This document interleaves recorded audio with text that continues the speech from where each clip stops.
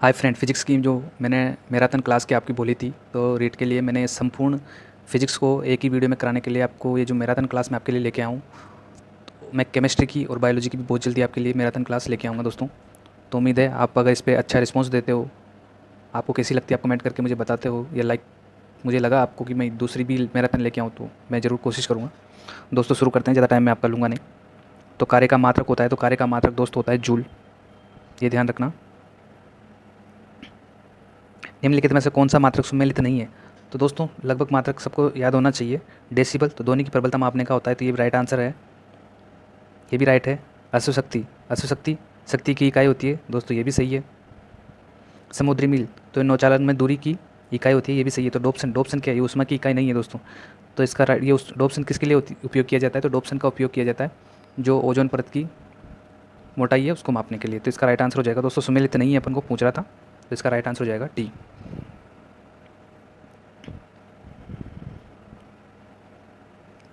आवेश का मात्रक है, तो दोस्तों आवेश का मात्रक होता है न्यूटन सेकंड। आवेश का मात्रक होता है न्यूटन सेकंड, तो आपको ये ध्यान रखना है दोस्तों। केरोसिन के सापेक्षिक घनत्व की इकाई है, तो इसमें कोई नहीं, इन ऑप्शनों में से कोई भी नहीं। केरोसिन की सापेक्षिक घनत्व की इकाई।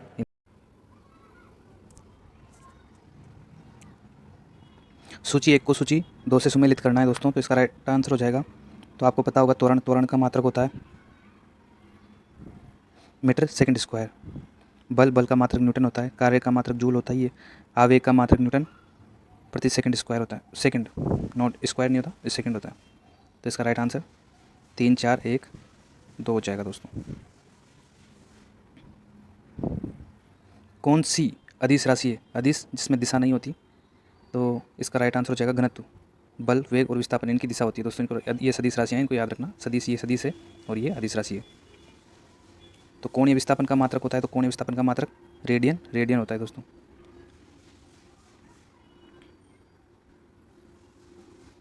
वह कोण जो किसी वृत्त की त्रिज्या के बराबर लंबाई के चाप द्वारा उसके केंद्र पर बनाया जाता है तो कहलाता है, तो वो रेडियन कहलाता है दोस्तों। इसका राइट आंसर बी हो जाएगा।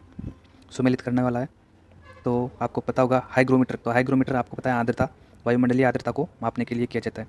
और सिग्मो मैनोमीटर, स्पिग्नो मैनोमीटर, ये इसका राइट आंसर हो जाएगा। रक्तदाब, रक्तदाब को मापने में इसका उपयोग किया जाता है। और बोलोमीटर, तो बोलोमीटर का प्रयोग विकिरण ऊर्जा को मापने के लिए किया जाता है। जबकि पायरोमीटर ये उच्च ताप को मापने के लिए किया जाता है। बहुत दोस्तों चारों इंपॉर्टेंट है, स्टार लगा लेना, बहुत इंपॉर्टेंट क्वेश्चन है। हम पूरी कोशिश करेंगे, इसका राइट आंसर सी हो जाएगा। बाकी मैंने ऊपर आपको मैच करवा के दिखाई दिया। उम्मीद है आपको ये सीरीज़ बहुत पसंद आएगी दोस्तों।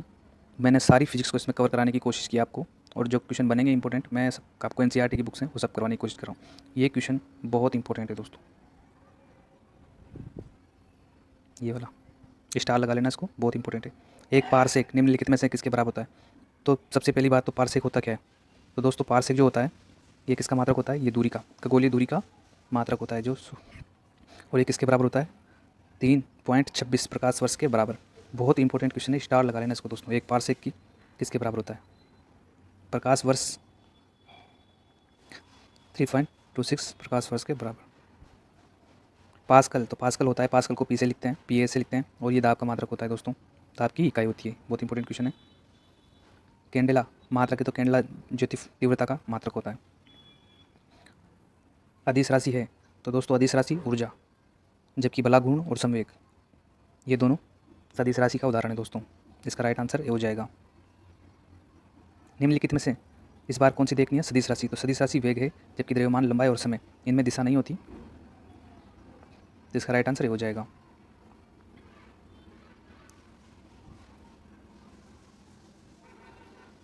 पदार्थ के संवेग और वेग के अनुपात में कौन सी भौतिक राशि प्राप्त की जाती है? तो संवेग और वेग के अनुपात में कौन सी राशि प्राप्त की जाती है? तो द्रव्यमान। तो संवेग होता है दोस्तों P बराबर mv, तो द्रव्यमान प्राप्त करना है तो ये अनुपात में हो गया, तो इसका राइट आंसर हो जाएगा सी। पारसेक किसकी इकाई है? तो अभी मैंने बताया था आपको, ये दूरी की इकाई है। प्रकाश वर्ष अक्सर पूछा जाता है दोस्तों, प्रकाश वर्ष किसकी इकाई है? दूरी की मात्रक।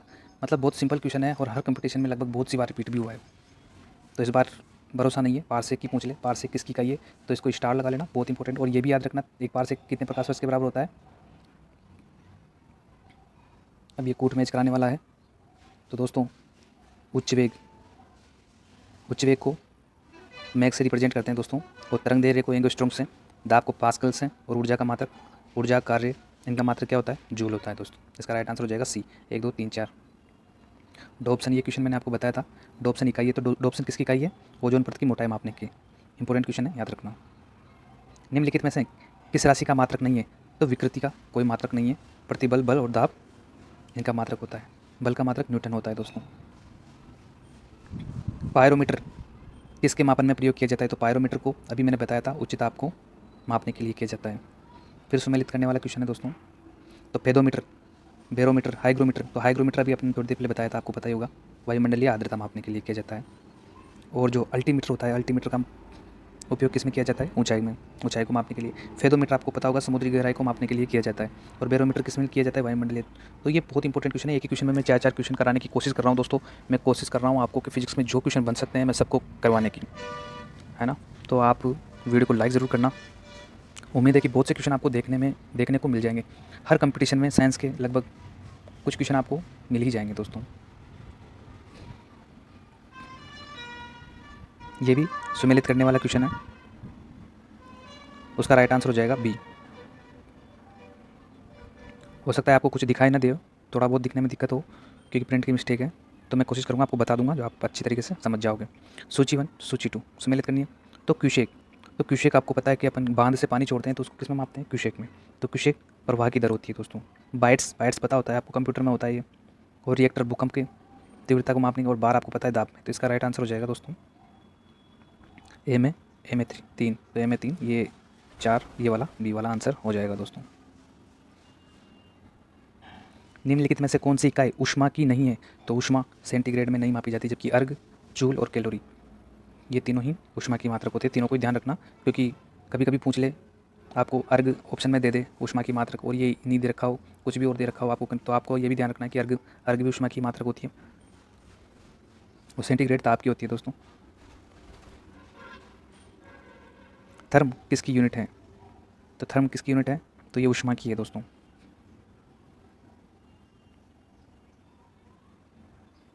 छः फीट लंबे व्यक्ति की ऊंचाई नैनोमीटर में कैसे व्यक्त की जाएगी, तो नैनोमीटर में अपन को इसको व्यक्त करना है। तो 6 फीट, तो इसको अपन करेंगे 183 × 10⁷ नैनोमीटर में। ये बहुत इंपॉर्टेंट क्वेश्चन है, स्टार लगा लेना इसको, बहुत इंपॉर्टेंट। पता नहीं क्या प्रॉब्लम हो रही है दोस्तों। तो तेल का एक बैरल किसके बराबर होता है, तो 159 के लीटर के बराबर होता है। बहुत इंपॉर्टेंट क्वेश्चन है, याद होना चाहिए। एक बैरल 159 लीटर के बराबर होता है। महासागर में डूबी हुई वस्तु की स्थिति जानने के लिए निम्नलिखित में से किस यंत्र का प्रयोग किया जाता है, तो सोनार का, महासागर के अंदर सोनार का, और वायु में रडार का, दोनों आपको ध्यान रखना है। मैनोमीटर द्वारा किसकी माप की जाती है, तो मैनोमीटर का उपयोग गैसों का दाब मापने के लिए किया जाता है। इसका राइट आंसर हो जाएगा बी। यदि कोई वस्तु गमन करते हुए अपने प्रारंभिक बिंदु पर पहुंच जाए तो अंतिम विस्थापन, ये यहाँ पे है कोई वस्तु, ये यहाँ से चली, यहाँ तक गई और वापस यहाँ पे आ गई। अब विस्थापन, तो विस्थापन होता है उसके प्रारंभिक और अंतिम बिंदु के बीच की सीधी दूरी। ये यहाँ से अभी यहाँ 5 किलोमीटर इधर आ गया, 5 इधर गया, 10 किलोमीटर चला, तो ये दूरी हो जाएगी दोस्तों। और विस्थापन कितना हो जाएगा इसका, 0। क्यों, क्योंकि जहाँ से चला वहीं आ गया, तो इन दोनों बिंदुओं के मध्य कितनी दूरी हो गई, 0। इस वजह से इसका 0 होता है, विस्थापन सीधी दूरी होती है। ये बहुत इंपॉर्टेंट क्वेश्चन है। गति का द्वितीय समीकरण, तो ये S बराबर ut + 1/2 at² होता है। ये गति के तीनों समीकरण आपको याद होने चाहिए दोस्तों। किसी लटके हुए कालीन को जब छड़ी से पीटा जाता है तो धूल के कण उसके बाहर निकल जाते हैं, तो इस किसके कारण होता है दोस्तों, ये जड़त्व के कारण। इसका राइट आंसर हो जाएगा। और ये जड़त्व का नियम कौन सा है, न्यूटन का प्रथम नियम है। इसके बारे में कुछ देख लेते हैं। किसी वस्तु की स्थिति तथा गतिमान बने रहने की प्रवृत्ति जड़त्व कहलाती है। यह वस्तु का वह गुण है जिसके कारण वह अपनी विराम की अथवा एक समान गति की अवस्था में परिवर्तन का प्रतिरोध करता है। द्रव्यमान किसी वस्तु के जड़त्व की माप है। वस्तु में यदि अधिक द्रव्यमान होता है तो उसमें जड़त्व भी उतना ही अधिक होगा। तो इसका मतलब जड़त्व पर किसका प्रभाव पड़ता है, द्रव्यमान का। जितना द्रव्यमान अधिक होगा जड़त्व भी उतना ही अधिक हो जाएगा। निम्नलिखित कथनों पर विचार करना है और सत्य कथन को अपन को ढूंढना है। चलती हुई गाड़ी में अचानक ब्रेक लगने पर यात्री पीछे की ओर गिर जाता है, तो ये जड़त्व के कारण ये सही है। बंदूक पीछे की ओर झटका मारती है, जैसे बंदूक की गोली चलाओगे आप तो गोली आगे की ओर, बंदूक पीछे की ओर आएगी। इसको क्रिया प्रतिक्रिया का नियम, क्रिया प्रतिक्रिया का नियम, ये तीसरा नियम है, ये पहला नियम है। खेल कूद में ऊंची कूद वाले खिलाड़ी के गिरने के लिए भूमि पर बालू का ढेर बिछाया जाता है, तो ये जड़त्व, तो दोस्तों ये जड़त्व नहीं है, ये संवेग की बात हो रही है यहाँ पे।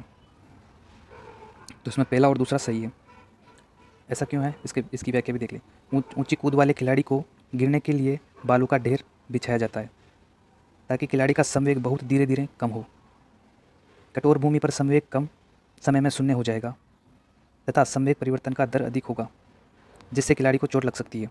तो सीधी बात यह है कि संवेग को कम करने के लिए बालू का ढेर बिछाया जाता है ताकि वो जब उस पर छलांग लगाए तो उसको चोट ना आए। दोस्तों, क्रिकेट खिलाड़ी तीव्र गति से आती हुई गेंद को कैच करने के लिए अपने हाथों को पीछे हटाता है, तो इसका कारण भी वही है, संवेग। गेंद के संवेग का परिवर्तन दर कम हो जाए जिससे चोट नहीं लगे।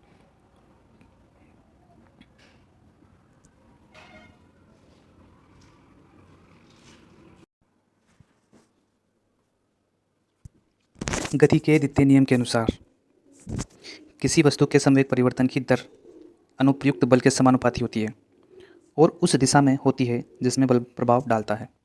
तो दोस्तों, संवेग की दिशा कौन सी होती है, जिस पर बल प्रभाव डालता है। क्रिकेट गेंद का संवेग अधिक होता है, इसलिए उसे रोकने के लिए संवेग को शून्य तक कम करना होता है, अतः हाथ पीछे करने के कारण खिलाड़ी को संवेग शून्य करने में अधिक समय मिल जाता है, जिससे चोट नहीं लगती। तो ये था इसका राइट आंसर। ये कौन सा नियम है संवेग संरक्षण का, तो ये द्वितीय नियम है दोस्तों। वस्तु का भार अधिकतम है तो वस्तु का भार जो होता है वो सतह पर अधिकतम होता है। वस्तु का भार घटता है तो वस्तु का भार कहाँ पे घटता है दोस्तों, तो पृथ्वी के ऊपर जाने पर वस्तु का भार घटता है। वस्तु का भार बढ़ता है तो वस्तु का भार बढ़ता है जब वस्तु चंद्रमा की ओर शून्य बिंदु पर गतिमान होती है। जबकि वस्तु का भार शून्य है तो शून्य कब होगा, शून्य बिंदु पर भार शून्य होगा दोस्तों। एक व्यक्ति कृत्रिम उपग्रह में भारहीनता का अनुभव करता है क्योंकि पृथ्वी के कारण लगा आकर्षण बल अभिकेंद्रीय बल के बराबर होगा। दोस्तों, इसका राइट आंसर हो जाएगा सी। भारहीनता होती है तो गुरुत्वाकर्षण की शून्य स्थिति, जहाँ गुरुत्वाकर्षण बल नहीं लगता वहाँ पे भार महसूस नहीं होता। दोस्तों,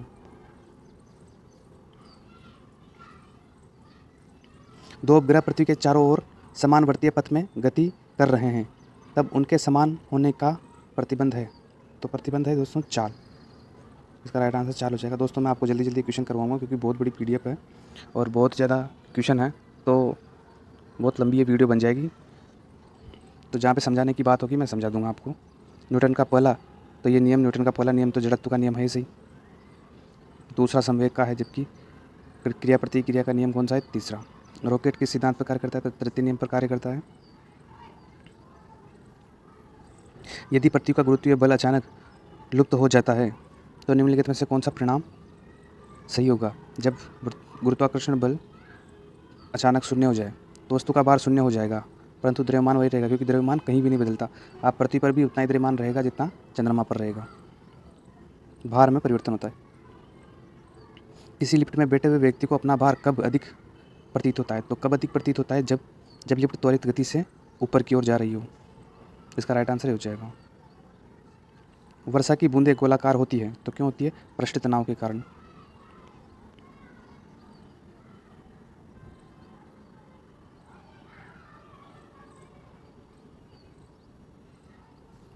वायु दाब मापी के पाठ्यांक में अचानक गिरावट, तो जब अचानक गिरावट आती है तो निम्नलिखित में से किसका संकेत है, तो तूफान के आने का संकेत होती है। जब अचानक गिरावट आती है तो ये तूफान के आने का संकेत होती है। इसके बारे में विश्लेषण से जान लीजिए। वायु दाब मापी का पाठ्यांक जब धीरे धीरे नीचे गिरे तो वर्षा की संभावना होती है। जब धीरे धीरे गिरेगा तो वर्षा की संभावना, अचानक धीरे धीरे ऊपर उठने लगे तो मौसम साफ हो जाता है, और पाठ्यांक अचानक गिरे तो मौसम आंधी युक्त तूफान आने की संभावना होती है। साबुन के बुलबुले के अंदर का दाब वायुमंडलीय दाब से तो अधिक होता है। दोस्तों,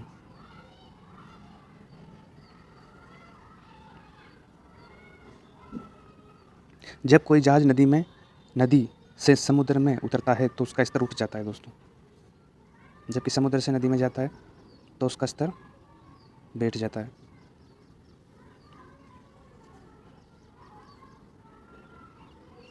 इसका कारण भी देख लीजिए, समुद्र जल का घनत्व नदी के जल के घनत्व से अधिक होता है, इसलिए नदी में समुद्र में प्रवेश करने पर जहाज का स्तर ऊपर उठ जाता है। लैंप की बत्ती में तेल ऊपर चढ़ने का कारण है, तो आपको पता है लैंप की जो बत्ती होती है उसको किसके कारण तेल चढ़ता है उस पर, तो केशिकत्व के कारण। बर्फ़ के पिघलने से इस पर क्या प्रभाव पड़ता है, तो आयतन घट जाता है दोस्तों। बर्फ़ पिघलता है तो उसका आयतन घट जाता है। जब किसी झील की तली से उठकर वायु का बुलबुला ऊपरी सतह पर आता है तो उसका आकार बढ़ जाता है दोस्तों। आकार बढ़ जाएगा क्योंकि वायुमंडलीय दाब पानी के अंदर के दाब से कम होता है।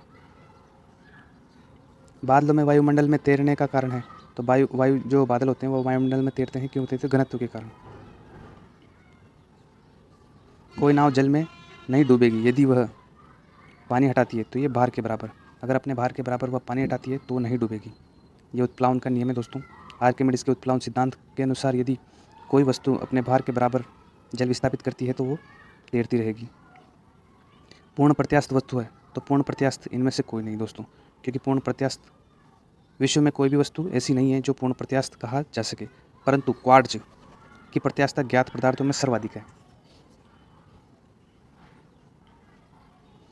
यदि किसी तौलिए के एक सिरे को पानी में डुबोया जाता है तो दूसरे सिरे पर पानी अपने आप पहुंच जाता है। ऐसा किस कारण होता है? तो केशिकत्व के कारण होता है। मैंने पहले भी क्वेश्चन कराया था, बस ये उदाहरण दूसरा है। गर्म सूप पीने पर ठंडे सूप की तुलना में अधिक स्वादिष्ट लगता है, क्योंकि गर्म सूप का पृष्ठ तनाव ठंडे सूप से कम होता है। इसका राइट आंसर हो जाएगा बी। मिट्टी का तेल पानी के ऊपर इसलिए तैरता है क्योंकि इसका घनत्व पानी के घनत्व से कम होता है। इसका राइट आंसर हो जाएगा बी। गैस से भरे गुब्बारे का नाखून की तुलना में सुई से काटना आसान क्यों होता है? तो दोस्तों जो गुब्बारा होता है उसको नाखून की अपेक्षा सुई से काटना आसान होता है, क्योंकि सुई गुब्बारे पर नाखून की तुलना से अधिक दाब डालती है। इसका राइट आंसर हो जाएगा बी। पृष्ठ तनाव किसके कारण उत्पन्न होता है? तो अणुओं के मध्य ससंजक बल के द्वारा। पृष्ठ तनाव किसके कारण उत्पन्न होता है? बहुत इंपॉर्टेंट क्वेश्चन है। तो अणुओं के मध्य ससंजक बल के कारण। रबर की अपेक्षा स्टील अधिक प्रत्यास्थ है क्योंकि अधिक विरूपक बल की आवश्यकता होती है। रबर की अपेक्षा स्टील अधिक प्रत्यास्थ है क्योंकि अधिक विरूपक बल की आवश्यकता होती है। निम्नलिखित कथनों पर विचार कीजिए। तो प्रत्यास्थता की सीमा के अंदर अनुदैर्ध्य प्रतिबल और अनुदैर्ध्य विकृति का अनुपात यंग प्रत्यास्थता गुणांक को दर्शाता है। दूसरा पढ़ लेते हैं। प्रत्यास्थता की सीमा के अंदर अभिलंब प्रतिबल तथा आयतन विकृति का अनुपात आयतन प्रत्यास्थ गुणांक को दर्शाता है। तो दोनों ही सही है दोस्तों। इसका राइट आंसर हो जाएगा सी। निम्नलिखित कथनों पर विचार कीजिए। क्वार्ट्ज, फास्फर, ब्रोंज लगभग पूर्ण प्रत्यास्थ वस्तु के उदाहरण हैं। तो ये भी सही है। अभी मैंने थोड़ी देर पहले बताया था क्वार्ट्ज के बारे में। लगभग पूर्ण पर कोई भी पूर्ण प्रत्यास्थ नहीं होती है, तो ये लगभग में मानी जा सकती है। गीली मिट्टी, कीचड़, मोम का टुकड़ा पूर्ण सुगठ्य वस्तु के उदाहरण। तो इसका राइट आंसर ये भी हो जाएगा। तो दोनों ही इसके राइट आंसर हैं। यदि साबुन के दो भिन्न भिन्न व्यास के बुलबुलों को एक नली द्वारा एक दूसरे के संपर्क में लाया जाता है तो वो क्या घटित होगा? तो ऐसी स्थिति में छोटा बुलबुला और छोटा व बड़ा बुलबुला और बड़ा हो जाएगा। जब किसी साबुन के बुलबुले को आवेशित किया जाता है तो बुलबुले की त्रिज्या बढ़ जाती है दोस्तों। ताप बढ़ने के साथ द्रव की श्यानता, तो श्यानता घटती है। बहुत इंपॉर्टेंट क्वेश्चन है। उम्मीद है आपको पसंद आ रहे होंगे, और ये एनसीईआरटी की बुक से लिए हुए क्वेश्चन है दोस्तों, तो आप इनको ज़रूर देखना। बाकी आरपीएससी की बुकों से आप पढ़ते रहना दोस्तों। ऑटोमोबाइल्स के हाइड्रोलिक ब्रेक के कार्य करने का सिद्धांत है। तो हाइड्रोलिक जो ब्रेक होते हैं दोस्तों, ये पास्कल का नियम है। बर्फ़ जमी झील के अंदर मछलियाँ जीवित रहती है क्योंकि झील की तली पर बर्फ़ पर जल नहीं जम पाता। जल का अधिकतम घनत्व होता है, तो जल का जो अधिकतम घनत्व होता है, तो अधिकतम घनत्व होता है कब होता है? 200 केल्विन के अंदर अगर हम बात करें तो 277 केल्विन पर। जबकि डिग्री सेल्सियस के अंदर कितना हो जाएगा दोस्तों? तो 4 डिग्री सेल्सियस। लोहे की कील पारे पर क्यों तैरती है जबकि वह पानी में डूब जाती है? तो ऐसा क्यों होता है दोस्तों? तो इसका राइट आंसर हो जाएगा लोहे का घनत्व पानी से अधिक है तथा पारे से कम है। तो दोस्तों इसमें क्या दे रखा था, लोहे की कील पारे पर क्यों तैरती है? तो दोस्तों पारे की बात हो रही है जबकि जल में डूब जाती है। द्रव का ताप बढ़ाने पर पृष्ठ तनाव कम हो जाता है। द्रव का ताप बढ़ाने पर जो पृष्ठ तनाव होता है वो कम हो जाता है। किस कारण से पानी से बाहर निकालने पर शेविंग ब्रश के बाल आपस में चिपक जाते हैं? तो पृष्ठ तनाव के कारण ऐसा होता है। पेड़ पौधों की शाखाओं, तनों तथा पत्तियों तक जल आवश्यक लवण किस क्रिया के द्वारा पहुंचाए जाते हैं? तो केशिकत्व के कारण होता है। श्यानता का गुण पाया जाता है। तो श्यानता का गुण केवल द्रव तथा गैसों में ही पाया जाता है दोस्तों। ताप बढ़ाने पर गैसों की श्यानता बढ़ जाती है। ताप बढ़ाने पर गैसों की श्यानता बढ़ जाती है। किसी यंत्र की सहायता से किसी नली में द्रव के प्रवाह की दर ज्ञात की जाती है? तो द्रव की प्रवाह की दर ज्ञात की जाती है वेंटूरी मीटर द्वारा। इसका राइट आंसर हो जाएगा। दोस्तों मैं क्वेश्चन आपको जल्दी जल्दी करा रहा हूँ क्योंकि ये वीडियो बहुत लंबी होने वाली है दोस्तों। इस वजह से मैं आपको जल्दी जल्दी क्वेश्चन, क्योंकि आपके पास भी इतना टाइम नहीं होगा कि आप एक ही वीडियो को 15-15, 20-20 घंटे लेके बैठे रहो। बाकी आपने तैयारी करी रखी है तो बस ये रिवीजन है एक प्रकार का, और एनसीईआरटी के क्वेश्चन है, अगर आ भी जाए तो आपको गलत ना हो, इसलिए मैं करा रहा हूँ इनको। निम्नलिखित में से किस प्रकार की तरंगों का प्रयोग रात्रि दृष्टि उपकरण में किया जाता है? तो अवरक्त तरंगों का प्रयोग किया जाता है दोस्तों। कॉस्मिक किरणें आवेशित कण होते हैं दोस्तों। एफएम प्रसारण सेवा में प्रयुक्त होने वाली आवृत्ति बैंड का प्रास होता है। तो एफएम जो प्रसारण होता है दोस्तों 88 से 108 मेगाहर्ट्ज के मध्य होता है दोस्तों। ये याद रखना, बहुत इंपॉर्टेंट क्वेश्चन है। दो उत्तरोत्तर श्रृंगों अथवा दो उत्तरोत्तर गर्तों के बीच की दूरी को क्या कहते हैं? तो इसको तरंग दैर्घ्य कहते हैं दोस्तों। दूरसंचार के लिए प्रयुक्त तरंगे, तो सूक्ष्म तरंगों का प्रयोग दूरसंचार के लिए किया जाता है। प्राध्वनिक जेट की उड़ान के कारण क्या होता है? तो उड़ान के कारण ओजोन लेयर में बाधा। आदर्श कृष्णिका यानी कि ब्लैक बॉडी किस विकिरण को अवशोषित कर सकती है? तो सभी तरंग दैर्घ्य को ये अवशोषित कर सकती है। उस विकिरण ऊर्जा का नाम बताइए जिसकी ऊर्जा न्यूनतम होती है? तो सूक्ष्म तरंग विकिरण की ऊर्जा न्यूनतम होती है। शिकार पर पक्षियों तथा बाधाओं का पता लगाने के लिए चमगादड़ अथवा डॉल्फिन किस परिघटना का प्रयोग करते हैं? तो प्रतिध्वनि निर्धारण का।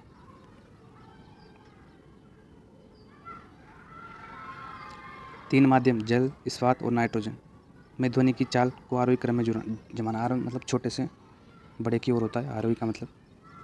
तो सबसे कम और सबसे ज़्यादा, तो सबसे कम गैस के अंदर की जाती है ध्वनि का संचरण गैस में। तो नाइट्रोजन सबसे पहले आ जाएगा, फिर जल, फिर इस्पात, क्योंकि इस्पात के अंदर सबसे सर्वाधिक चाल होती है ध्वनि की। ध्वनि तरंगों की चाल किस माध्यम में तीव्रतम होती है? तो ठोस के अंदर सर्वाधिक होती है। लगभग 20 डिग्री के तापक्रम पर किस माध्यम में ध्वनि की चाल अधिकतम होती है? तो ये होती है लोहे के अंदर। ध्वनि तरंगे नहीं चल पाती, तो निर्वात के अंदर ध्वनि तरंगे नहीं चल पाती है। ये बहुत इंपॉर्टेंट क्वेश्चन है। यदि ध्वनि के स्रोत तथा परावर्तित सतह के मध्य न्यूनतम कितनी दूरी होनी चाहिए जिससे प्रतिध्वनि स्पष्ट? तो प्रतिध्वनि स्पष्ट सुनने के लिए 17 मीटर की दूरी होना चाहिए। चंद्रमा के धरातल पर दो व्यक्ति एक दूसरे से बात नहीं कर सकते क्योंकि चंद्रमा पर वायुमंडल नहीं होता। चमगादड़ अंधेरे में रात में उड़ सकते हैं और अपना शिकार भी कर सकते हैं। इसका कारण है तो इनके अंदर वे पराश्रवी तरंगे उत्पन्न करते हैं और उन्हीं के द्वारा निर्देशित होते हैं।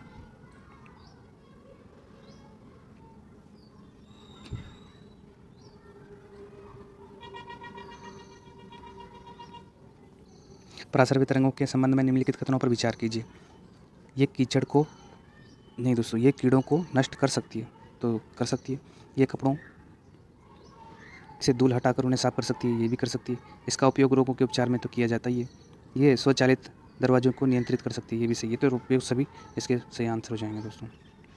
निम्नलिखित कथनों पर विचार कीजिए।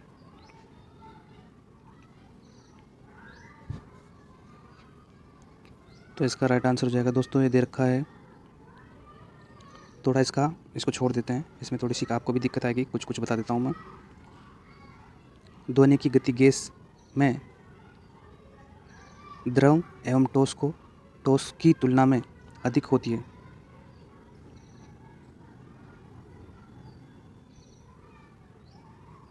तो ध्वनि की गति गैस में द्रव एवं ठोस की तुलना में अधिक होती है, तो ये बात गलत है दोस्तों। इसको छोड़ ही देते हैं दोस्तों, इसमें थोड़ी दिक्कत आ रही है, प्रिंट साफ नहीं है उसकी। 100 डेसिबल के शोर की प्रबलता स्तर संगत होती है, तो 100 डेसिबल के शोर की प्रबलता स्तर तो शोर शराबे वाली गली की आवाज़ से। विश्व स्वास्थ्य संगठन के अनुसार एक नगर में के लिए सुरक्षित ध्वनि तो 45 डेसिबल इन्होंने निर्धारित की है। इंपॉर्टेंट क्वेश्चन है।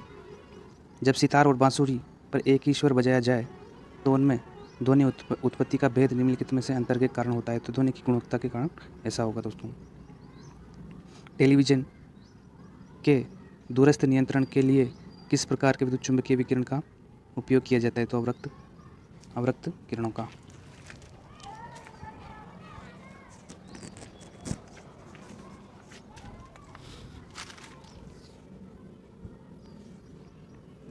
टेलीविज़न प्रसारणों में श्रव्य संकेतों को प्रेषित करने के लिए प्रयुक्त तकनीक है, तो आवर्ती आरोपण। एक्स किरणें किस प्रकार की तरंगें हैं, तो ये विद्युत चुम्बकीय तरंगें होती है दोस्तों। निम्न में से कौन ध्वनि के वेग पर प्रभाव नहीं डालता, तो ध्वनि के वेग पर दाब का प्रभाव नहीं डालता, ये बहुत इंपॉर्टेंट है। बहुत सी बार आपको क्वेश्चन भी पूछा जाता है कि ध्वनि अगर 332 मीटर प्रति सेकंड से चल रही है तो अगर दाब बढ़ा दिया जाए तो उस पर क्या प्रभाव पड़ेगा, तो दाब पे कोई प्रभाव नहीं पड़ेगा दाब का उसमें। आकाश नीला दिखाई पड़ता है क्योंकि नीले प्रकाश का प्रकीर्णन सबसे अधिक होता है। आपने विबज्योर पढ़ी रखा होगा दोस्तों, लाल का सबसे कम होता है। अस्त होते समय सूरज का लाल दिखाई देना तो प्रकीर्णन के कारण होता है ऐसा। प्रसारी विश्व की संकल्पना आधारित है, तो प्रसारी विश्व की संकल्पना डॉपलर प्रभाव पर आधारित है। सीटी स्कैन करने में प्रयोग में लाई जाती है, तो एक्स किरणों का प्रयोग इसमें लाया जाता है। कतरे का सिग्नल लाल रंग बनाया जाता है, तो कतरे का सिग्नल लाल रंग बनाया जाता है। लाल रंग का प्रकीर्णन सबसे कम होता है, तो दोनों ही सही है।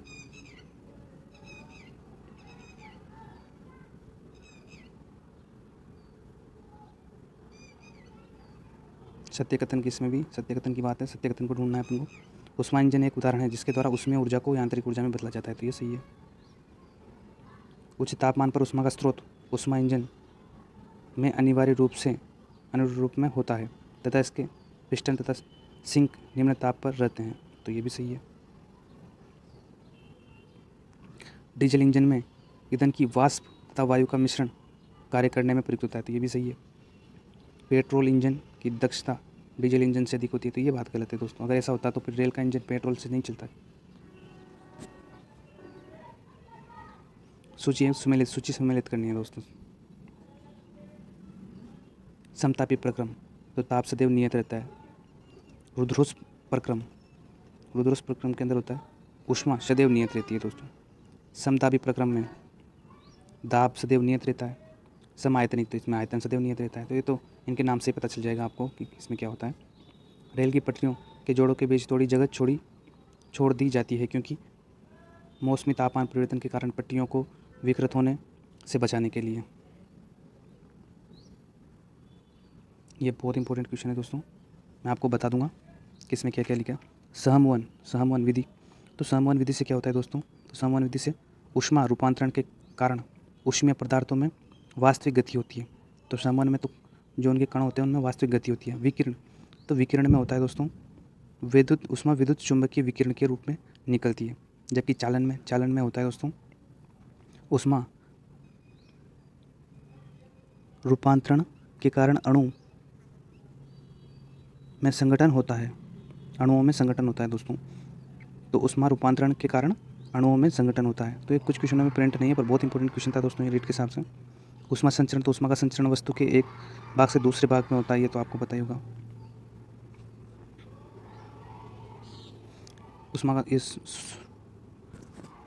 ऊष्मा गतिकी का शून्यांक नियम, तो ऊष्मा गतिकी का शून्यांक नियम ताप की संकल्पना प्रदान करता है। ऊष्मा गतिकी का प्रथम नियम, तो ऊष्मा गतिकी का प्रथम नियम आंतरिक ऊर्जा को परिभाषित करता है। ऊष्मा गतिकी का द्वितीय नियम, तो द्वितीय नियम इंजन की क्षमता सदैव इकाई से कम होती है और पूर्ण चक्र में परिवर्तन, तो इसका राइट आंसर हो जाएगा दोस्तों आंतरिक ऊर्जा में परिवर्तन शून्य होता है।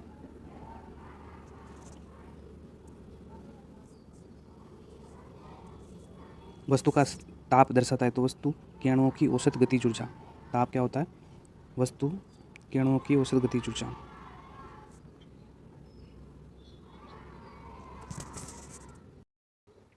मनुष्य जब नदी के किनारे नाव से बाहर कूदता है तो नाव नाव पीछे की तरफ हटती है। तो इसका कारण भी जान लेते हैं। नाव से बाहर आते समय मनुष्य नाव को पैर से पीछे दबाता है, अर्थात वह नाव पर धक्का लगाता है। नाव मनुष्य की ओर बराबर तथा विपरीत बल लगाती है, जिससे मनुष्य आगे की ओर बढ़ता है और नाव पीछे की। तो ये क्रिया प्रतिक्रिया का नियम है दोस्तों। न्यूटन का प्रथम नियम किस राशि को परिभाषित करता है? तो परिभाषित किसको करता है दोस्तों? ये बल को परिभाषित करता है। बहुत इंपॉर्टेंट क्वेश्चन है, स्टार लगा लेना इसको। प्रक्षेप्य गति यानी कि परवलयाकार में दीर्घतम प्रास प्राप्त करने के लिए लंबी कूद वाले खिलाड़ी को किस कोण पर कूदना होता है? तो वो 45 डिग्री पर। जब 45 डिग्री पर वो कूदेगा तभी वो आगे से आगे कूद सकेगा दोस्तों। शून्य में स्वतंत्र रूप से गिरने वाली वस्तु में समान त्वरण होगा। इसमें शून्य में स्वतंत्र रूप से गिर। यदि अश्व एकाएक चलना प्रारंभ कर दे तो अश्वारोही के गिरने की आशंका का कारण है। तो इसका कारण है विराम जड़त्व, क्योंकि दोस्तों वो विराम अवस्था को प्राप्त किए हुए हैं अश्वारोही। तो जब घोड़ा अचानक चलना शुरू कर देगा तो जो अश्वारोही है वो गिर जाएगा। ये किसके कारण है? विराम जड़त्व के कारण। चलती हुई बस जब अचानक ब्रेक लगाती है तो उसमें बैठे हुए यात्री आगे की दिशा में गिरते हैं। इसको किसके द्वारा समझाया जा सकता है? तो इसको समझाया जा सकता है न्यूटन के पहला नियम जड़त्व का नियम। न्यूटन की गति का पहला नियम जड़त्व का नियम है। वॉशिंग मशीन, प्रक्षाल्य मशीन, कौन सी मशीन? Washing machine. इसको क्या बोलते हैं? प्रक्षाल्य मशीन। ये वर्ड आप अच्छी तरीके से याद रखना है। इसको क्या बोलते हैं? Washing machine. का कार्य सिद्धांत है अपकेंद्रण।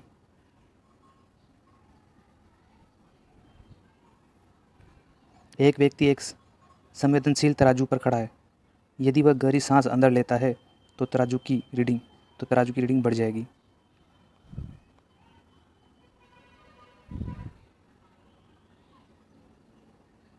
दोस्तों यहाँ पे एक नोट याद रखना।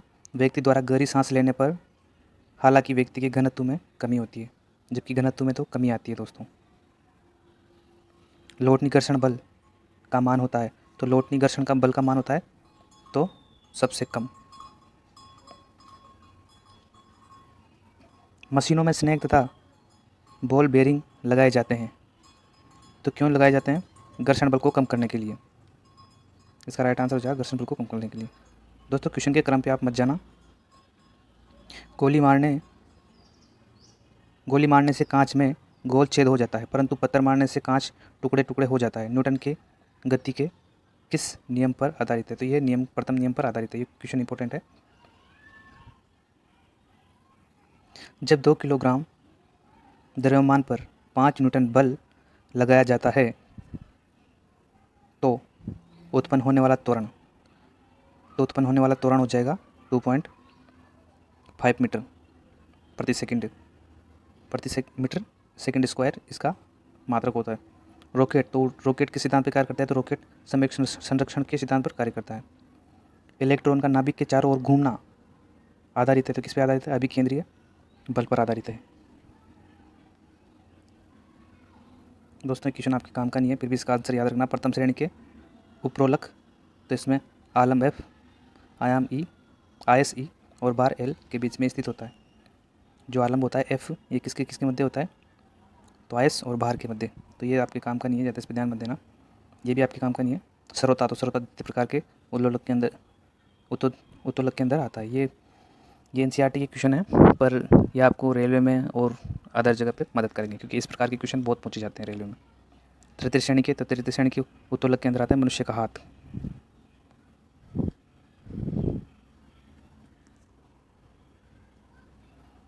किसी निकाय पर बाह्य बल द्वारा किया गया कार्य जिस परिवर्तन के बराबर होता है तो वह है कुल ऊर्जा के बराबर। इसका राइट आंसर हो जाएगा ए।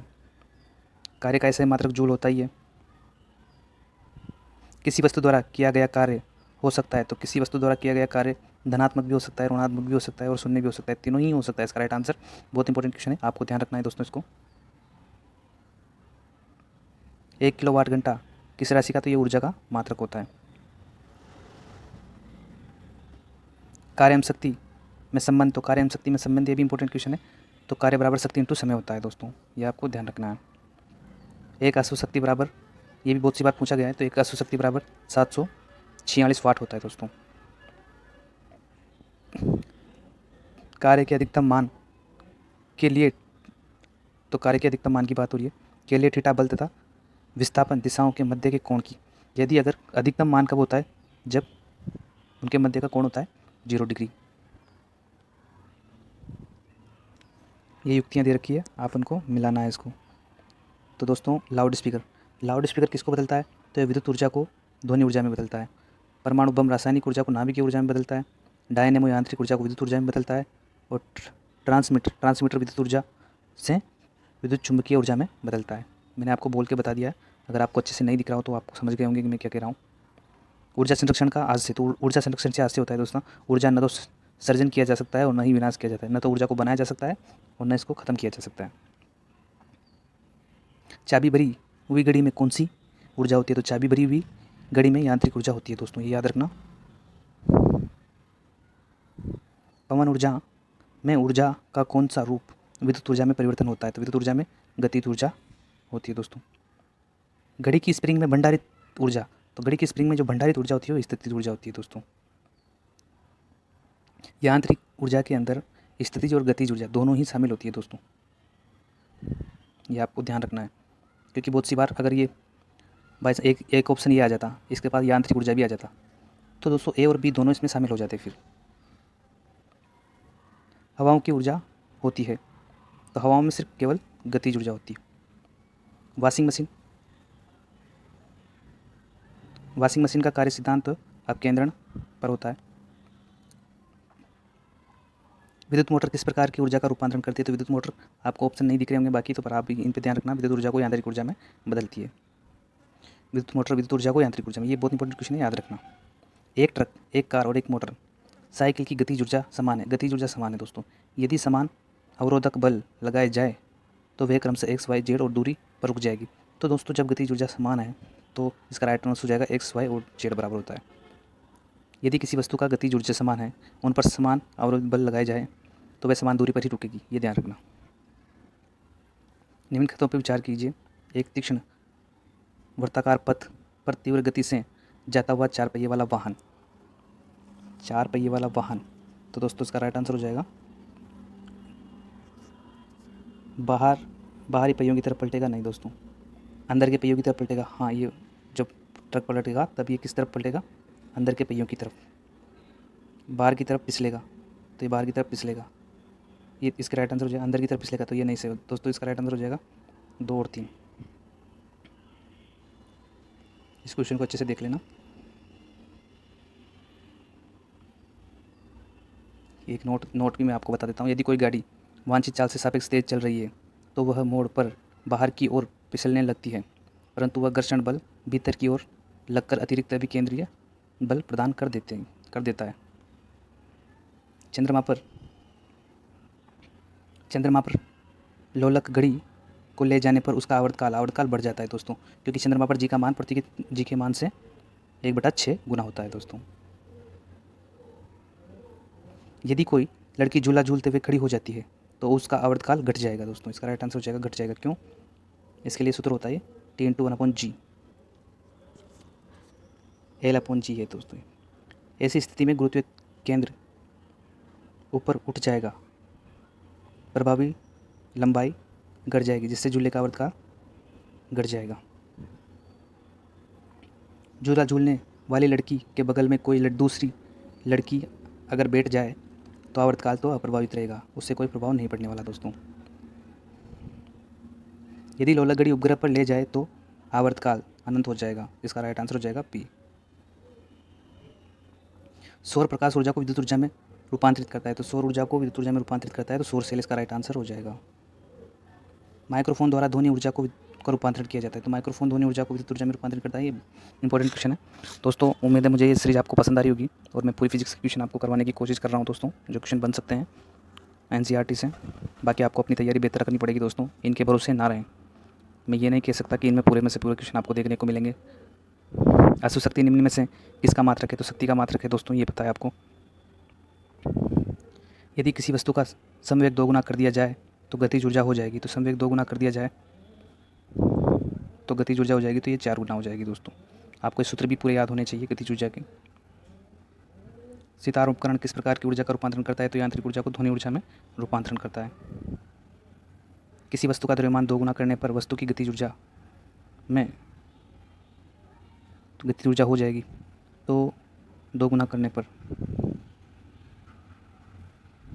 द्रव्यमान 2 गुना करने पर दोगुनी हो जाएगी। तो द्रव्यमान दोस्तों गतिज ऊर्जा का सूत्र क्या होता है, 1 मिनट, गतिज ऊर्जा का सूत्र होता है दोस्तों 1/2 mv²। तो इसको 2 गुना किया है तो ये 2 बाहर निकलेंगे, बाहर निकालेंगे तो 2 गुना हो जाएगा, तो इसका राइट आंसर 2 गुना हो जाएगा। बांध बनाकर इकट्ठा किए गए पानी की ऊर्जा तो स्थितिज ऊर्जा होती है दोस्तों, उसके अंदर इंपॉर्टेंट क्वेश्चन है, याद रखना। क्वेश्चन सारे इंपॉर्टेंट है, एनसीईआरटी की बुक से लिए हुए मैंने, तो उम्मीद है कि क्वेश्चन आपको देखने मिलेंगे परीक्षा में। कुछ विकिरण के गुण निर्भर करते हैं, तो विकिरण के गुण निर्भर करते हैं तरंग दैर्ध्य पर दोस्तों, ये राइट आंसर हो जाएगा बी। यदि रासायनिक ऊर्जा का विद्युत ऊर्जा में रूपांतरण किया इस उपकरण के द्वारा किया जाता है, तो रासायनिक ऊर्जा को विद्युत ऊर्जा में विद्युत सेल द्वारा किया जाता है, इसका राइट आंसर हो जाएगा। इंजन किस प्रकार की ऊर्जा का रूपांतरण करता है, तो उसमें ऊर्जा को यांत्रिक ऊर्जा में बदलता है इंजन, इसका राइट आंसर भी हो जाएगा। 2 समान द्रव्यमान की वस्तुओं की गतिज ऊर्जाओं का अनुपात दे रखा है, तो उनके वेगों का अनुपात, तो वेगों का अनुपात अभी मैंने सूत्र बताया था आपको 1/mv² होता है, तो इसका राइट आंसर हो जाएगा 2:3। आप इसको सोल्व करके देख लेना, मैं आपको करा नहीं सकता दोस्तों, बहुत लंबी वीडियो जाएगी। एक गोली टकराती है और एक अनुप्रस्थ घर्षणहीन मेज पर पड़े एक बॉक्स में धंस जाती है। इस प्रक्रिया में कौन सी राशि सुरक्षित रही, तो इस प्रक्रिया में रही दोस्तों संवेग सुरक्षित रहा।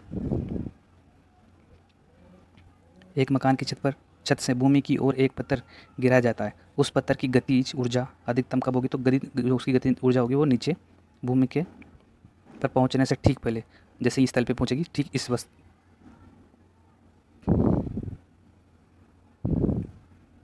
गुरुत्वीय विभव का मान सदैव होता है, तो गुरुत्वीय विभव का मान सदैव होता है ऋणात्मक। पिंड का भार ध्रुवों पर सर्वाधिक होता है, पिंड का भार ध्रुवों पर सर्वाधिक होता है, भूमध्य रेखा पर सबसे कम होता है। यही कारण है कि भूमध्य रेखा के आसपास से ही ज़्यादातर उपग्रहों को या रॉकेटों को छोड़ा जाता है। निर्वात में अंतरिक्ष यात्री सीधे खड़े नहीं हो पाते क्योंकि गुरुत्वीय बल नहीं है, गुरुत्व नहीं होता है। पृथ्वी का प्लान वेग बहुत सी बार पूछा गया है, 11.2 किलोमीटर सेकंड। भूतुल्यकाली उपग्रह के परिक्रमण की अवधि होती है, तो भूतुल्यकारी उपग्रह की परिक्रमण की अवधि होती है 24 घंटे। गुरुत्वाकर्षण नियम के प्रतिपादक, तो गुरुत्वाकर्षण नियम दिया था न्यूटन ने, इसका राइट आंसर भी हो जाएगा। एक अंतरिक्ष यात्री को उसके अंतरिक्ष यान में पृथ्वी की परिक्रमा करते समय अनुभव होता है, तो भारहीनता का अनुभव होता है। लोलक घड़ी गर्मियों में क्यों बंद हो जाती है, तो लोलक घड़ी गर्मियों में ग्रीष्मकाल में लोलक की लंबाई बढ़ जाती है, जिससे इकाई दोलक में लगा हुआ समय बढ़ जाता है, इसका राइट आंसर हो जाएगा सी।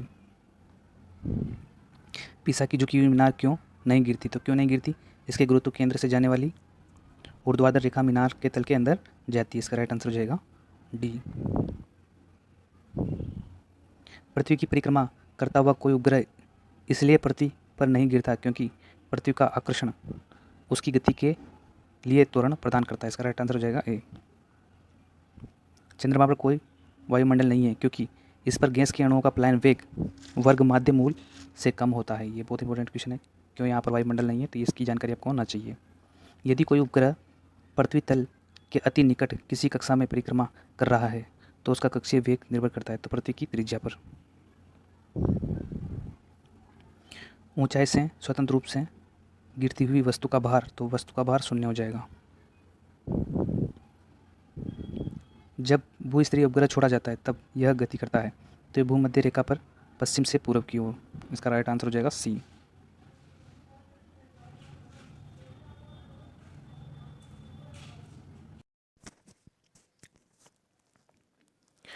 निम्न कथनों पर विचार कीजिए। रेफ्रिजरेटर गर्म वस्तु से ऊष्मा लेकर ठंडी वस्तु को देता है, तो ये तो गलत है। ऊष्मीय पंप ठंडी वस्तु से ऊष्मा लेकर गर्म को देता है, ये भी गलत है। उष्मा का SI मात्रक कैलोरी होता है, तो ये भी गलत है दोस्तों। जबकि 1 जूल बराबर 4.2 कैलोरी होता है, तो ये भी गलत बात है। तो इनमें से सही कथन ढूंढना था, तो ये सारे ही कथन गलत है दोस्तों। ताप गतिकी का प्रथम नियम सामान्यतः किससे संबंधित है, तो ये ऊर्जा के संरक्षण से संबंधित है दोस्तों। दो निकायों के बीच ऊष्मा के प्रवाह की दिशा किस पर निर्भर करती है, उसके अपने अपने ताप पर दोस्तों। तो ये किस पर निर्भर करती है, उसके अपने अपने ताप पर। निम्न में से किस में संवहन होता है, तो संवहन विधि किससे होती है, द्रव और ठोसों में, द्रव और गैसों में दोस्तों। किसी निकाय का विशिष्ट ऊष्मा क्षमता निर्भर करती है, किसी निकाय की दोस्तों की विशिष्ट ऊष्मा क्षमता निर्भर करती है, तो किस पे, निकाय के पदार्थ पर उसकी विशिष्ट ऊष्मा निर्भर करती है। एल्यूमिनियम, तांबा, चमकदार स्टील की ऊष्मा चालकता का बढ़ता क्रम, तो बढ़ता हुआ क्रम बताना है अपन को दोस्तों। तो सबसे कम होगा चमकदार स्टील, फिर एल्यूमिनियम और तांबा, ये इसका राइट आंसर हो जाएगा दोस्तों। जब कोई गैस निम्न दाब वाले क्षेत्र में फैलता है,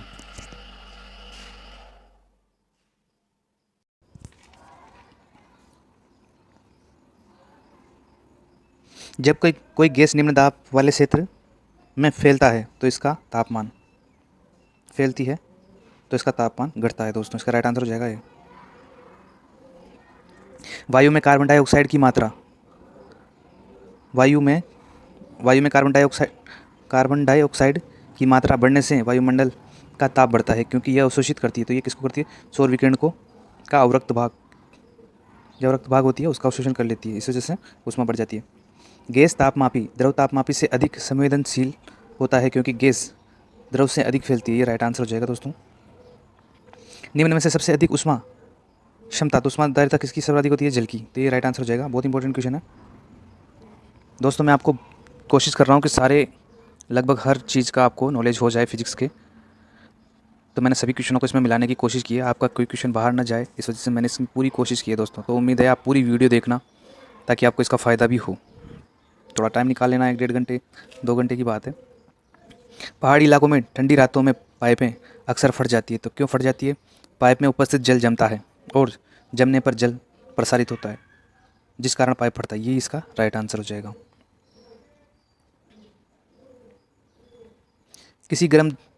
किसी गर्म दिन में हम पेड़ के नीचे ठंडा महसूस करते हैं, जबकि टीन की चद्दर, जो चद्दर होते हैं दोस्तों, उनके नीचे नहीं होता है। नहीं, क्योंकि ऐसा किस कारण होता है, पत्ते पानी छोड़ते हैं, जो कि वाष्प बनकर कुछ ऊष्मा को सोख लेते हैं, यही कारण होता है दोस्तों।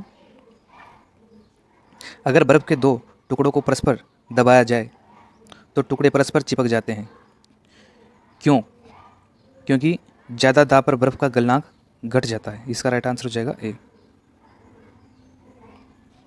कितना तापमान होने पर पाठ्यांक सेल्सियस और फ़ारेनहाइट तापमापियों में एक ही होंगे, तो कब होंगे ये, -40 डिग्री पर। सेल्सियस और फ़ारेनहाइट दोनों समान मान होते हैं इस पर। एक स्वस्थ मनुष्य का ताप कितना होता है, तो 37 डिग्री सेल्सियस होता है। ठंडे देशों में पारा के स्थान पर एल्कोहल ताप द्रव के रूप में प्रयता दी जाती है, तो क्यों दी जाती है दोस्तों ठंडे देशों में एल्कोहल को, तो एल्कोहल का द्रव्यांक जो निम्नतर होता है, यही कारण है।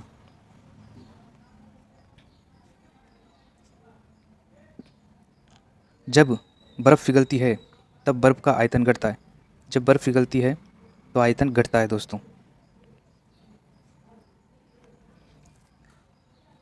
कमरे में लगा हुआ वातानुकूलन क्या नियंत्रित करता है, तो ये केवल आर्द्रता और तापमान को नियंत्रित करता है दोस्तों। पसीने का मुख्य उपयोग है, तो पसीने का जो मुख्य उपयोग है ताप नियंत्रित करने में होता है दोस्तों। समतल दर्पण की वक्रता त्रिज्या होती है, तो समतल दर्पण की वक्रता त्रिज्या अनंत होती है, ये इंपॉर्टेंट क्वेश्चन है, ध्यान रखना। इंद्रधनुष प्रकाश से संबंधित किन घटनाओं का परिणाम है, तो इंद्र जो धनुष होता है वह अवतल और परावर्तन, अपवर्तन और परावर्तन दोनों की घटनाओं से होता है दोस्तों। सीवी रमन को इनमें से किस प्रयोग के लिए नोबेल पुरस्कार प्रदान किया है, तो प्रकाश प्रकीर्णन के जो इन्होंने रमन प्रभाव दिया था उस पर इनको नोबेल पुरस्कार दिया था।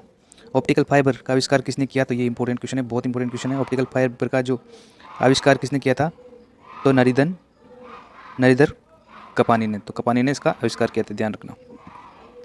किसी व्यक्ति का पूरा प्रतिबिंब देखने के लिए एक समतल दर्पण की न्यूनतम ऊंचाई होनी चाहिए, तो ये व्यक्ति की आधी होनी चाहिए। बहुत इंपॉर्टेंट क्वेश्चन है, पूछा भी गया है बहुत सी बार।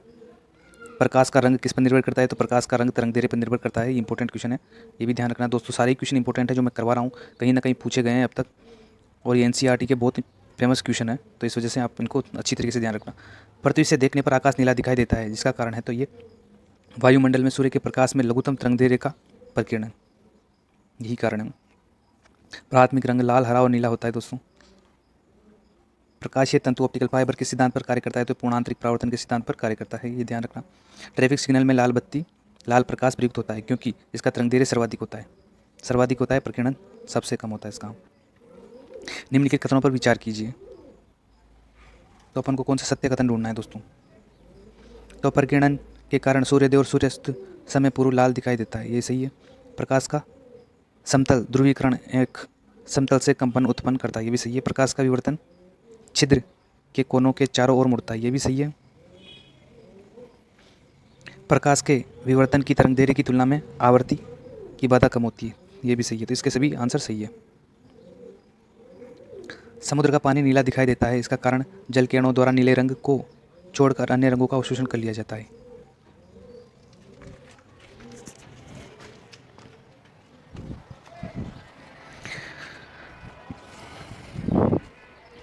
मानव नेत्र एक कैमरे के समान है, अतः इसमें एक लेंस निकाय है। तो नेत्र लेंस क्या बनाता है दोस्तों, देखते हैं। मानव नेत्र एक कैमरे के समान है, अतः इसमें एक लेंस निकाय है। नेत्र लेंस क्या बनाता है, तो दृष्टि पटल पर पिंड का उल्टा और वास्तविक प्रतिबिंब बनाता है, ये ध्यान रखना। इसमें कुछ साफ नहीं दिख रहा है दोस्तों, तो इसको छोड़ देते हैं। बाकी कुछ नहीं है, ये मैंने पहले करवा चुके हैं सभी क्वेश्चनों को। आकाश में इंद्रधनुष किन कारणों से बनता है, तो उपयुक्त सभी कारणों से। प्रकाश का वर्ण विक्षेपण, परावर्तन, पूर्णांतरिक परावर्तन, अपवर्तन, ये सभी घटनाएं इसके लिए जिम्मेदार होती है दोस्तों, इंद्रधनुष के लिए। निकट दृष्टि दोष एक बीमारी है जो जुड़ी है, तो ये आंखों से जुड़ी हुई बीमारी है। यदि किसी दर्पण के आगे कितनी भी दूरी पर खड़े रहने पर प्रतिबिंब सीधा दिखाई देता है, तो यह दर्पण इस प्रकार का है। तो सीधा दर्पण सीधा किस में बनता है, तो समतल में या उत्तल में। प्रकाशीय यंत्रों में लेंसों का उपयोग किस परिघटना द्वारा प्रतिबिंब बनाने के लिए होता है, तो अपवर्तन। इसका राइट आंसर हो जाएगा बी। प्रकाश का वेग आप सबको पता ही होगा, प्रकाश का वेग 10 × 10⁸ मीटर सेकेंड होता है दोस्तों, प्रति सेकंड होता है। प्रकाश के किस सिद्धांत के आधार पर छाया बनती है, तो छाया बनती है रिजुरे संचरण के कारण। जब प्रकाश सघन माध्यम से विरल माध्यम में गुजरता है, तब यदि उसका आपतन कोण क्रांतिक कोण से अधिक हो, तो कौन सी परिघटना होगी, तो ये पूर्णांतरिक परावर्तन की घटना होगी दोस्तों। इंद्रधनुष में रंगों का क्रम होता है, तो इंद्रधनुष में रंगों का क्रम होता है बैंगनी, जामुनी, नीला, हरा, पीला, नारंगी और लाल।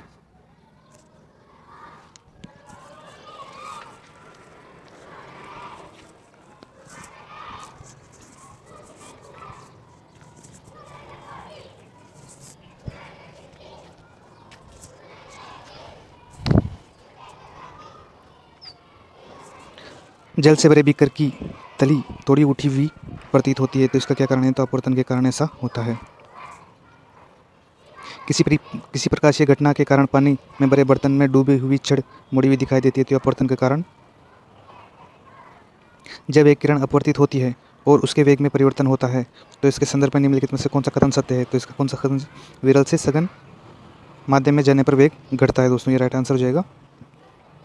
गाड़ियों के पश्चिम दृश्य रियर व्यू के लिए कौन सा दर्पण, पश्चिम दृश्य में इसका उत्तल दर्पण, गाड़ी में पीछे देखने के लिए उत्तल दर्पण का उपयोग होता है। दाढ़ी बनाने के लिए किस दर्पण का प्रयोग किया जाता है, तो दाढ़ी बनाने के लिए अवतल दर्पण का प्रयोग किया जाता है। पानी में हवा का बुलबुला वैसे ही व्यवहार करेगा जैसे करता है, किस तरह, अवतल दर्पण की तरह, अवतल लेंस की तरह दोस्तों, दर्पण की तरह लेंस। फोटो कैमरे में किस प्रकार के लेंस का उपयोग होता है, तो उत्तल लेंस का उपयोग होता है। निकट दृष्टि दोष में पीड़ित व्यक्ति को चश्मे में किस लेंस का, तो निकट दृष्टि दोष में निकट की दिखाई देती है पर दूर की नहीं दिखाई देती, तो इसको अवतल लेंस का।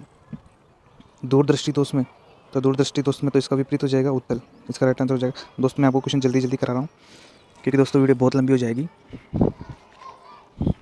पर लगभग जो क्वेश्चन आपको आता है और जो याद करना है वो तो याद करना ही है, और जो समझाने की होगी मैं समझा दूंगा दोस्तों।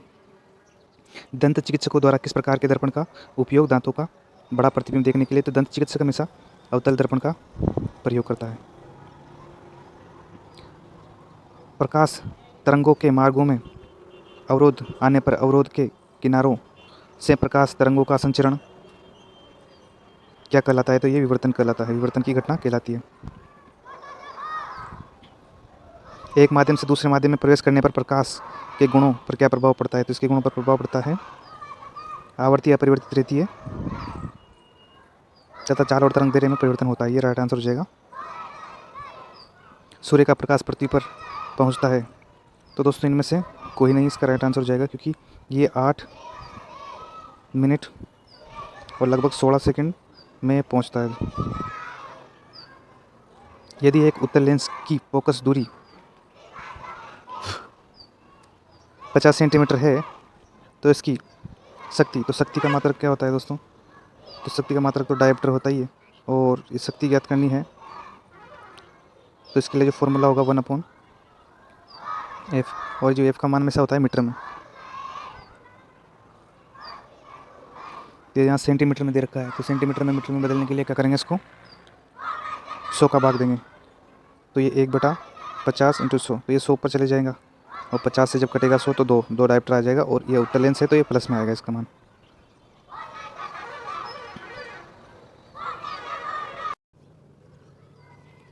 सूर्योदय से पहले तथा सूर्यास्त के पश्चात भी सूर्य अल्प समय के लिए क्या दिखाई देता है? ये दिखाई देता है। ऐसा किस कारण होता है? तो वायुमंडलीय अपवर्तन के कारण होता है। अपवर्तन की घटना है। प्रिज्म से गुजरने पर प्रकाश का कौन सा रंग सबसे अधिक विचलन दर्शाता है? तो सबसे अधिक जो विचलन दर्शाता है तो दोस्तों कौन सा होता है? लाल सबसे कम दर्शाता है दोस्तों, लाल सबसे कम दर्शाता है। श्वेत, हरा, तो ये बैंगनी कलर हो जाएगा।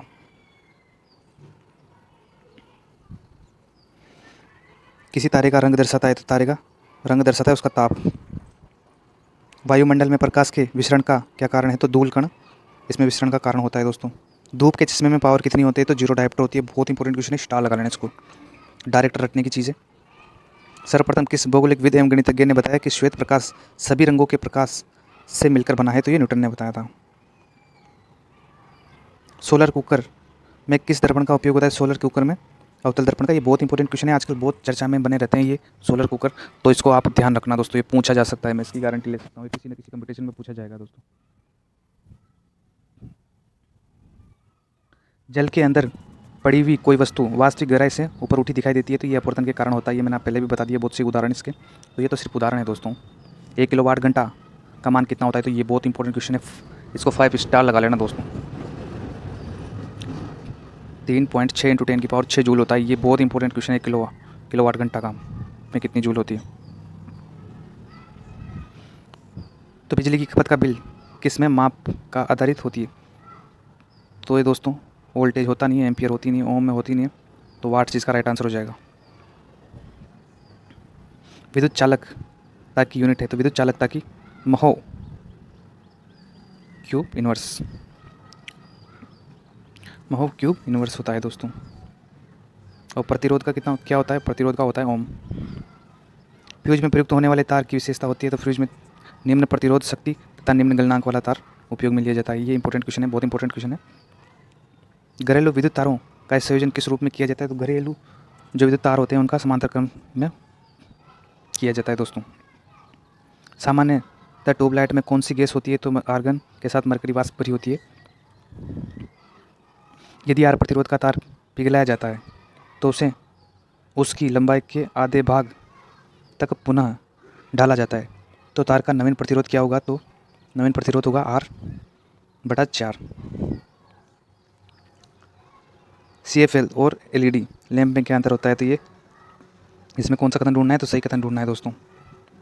तो सही कथन पहला सही है और तीसरा सही है, तो देख लेते हैं, पढ़ लेते हैं। प्रकाश उत्पन्न करने के लिए CFL परावाष्प तथा संदीपक का प्रयोग करता है, जबकि LED लैंप अर्धचालक पदार्थ का उपयोग करता है, तो ये सही बात है। LED लैंप की तुलना में CFL कम ऊर्जा सक्षम है। यहाँ सक्षम लिखा हुआ है, तो एलईडी जो लैंप होता है की तुलना में CFL कम ऊर्जा सक्षम है। तो आजकल अपन घर में कौन सा बल्ब यूज़ करते हैं, तो CFL यूज़ करते हैं। ये सस्ते भी होते हैं मार्केट में। किसी अर्धचालक को गर्म करने पर उसका प्रतिरोध घट जाता है दोस्तों, क्योंकि अर्धचालक में यह घटना विपरीत होती है दोस्तों, जबकि चालक में ऐसा होता है गर्म करने पर उसका प्रतिरोध बढ़ जाता है। ट्रांसफार्मर प्रयुक्त होते हैं, तो ट्रांसफार्मर AC वोल्टेज का उपचयन तथा अपचयन करने के लिए होता है। वोल्टेज को कम ज़्यादा करने के लिए इसका उपयोग होता है दोस्तों। प्रत्यावर्ती विद्युत धारा को दिष्ट धारा में परिवर्तन करता है, तो रेक्टिफायर। प्रत्यावर्ती AC को DC में बदलने का काम रेक्टिफायर करता है, और DC को AC में बदलने का काम कौन करता है, तो ये करता है इन्वर्टर। ये भी इंपॉर्टेंट क्वेश्चन है। प्रतिरोध R का एक तार बराबर भागों में काटा गया, फिर इन भागों को समांतर क्रम में जोड़ा गया। इस संयोजन का तुल्य प्रतिरोध होगा, तो R/N² होगा। ये डायरेक्टर उससे पहले अपन ने जो किया था दोस्तों, उसका डायरेक्ट सूत्र समझ लो इसको आप। प्रतिरोध का मात्रक ओम होता है, ये मैंने बता ही दिया आपको। किसी चालक के सिरों के बीच में विभवांतर उसमें बहने वाली धारा के समानुपाती होता है, तो ओम का नियम ये बात कहता है।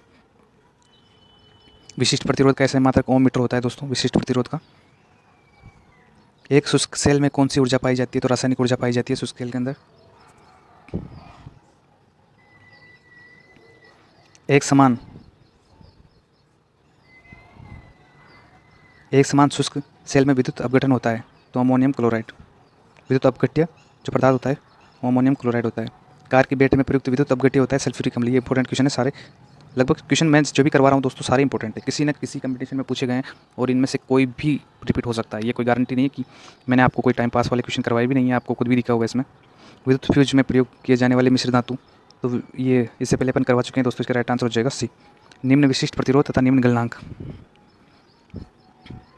जिन पदार्थों में अनंत विद्युत प्रतिरोध होता है उन्हें कहते हैं, तो ये विद्युतरोधी कहलाते हैं, जिनका प्रतिरोध अनंत होता है। तो ये किसी काम के नहीं है, इनमें विद्युत नहीं निकलती। इनमें से कौन सा पदार्थ सर्वाधिक चालक है, तो सर्वाधिक चालक होता है चांदी।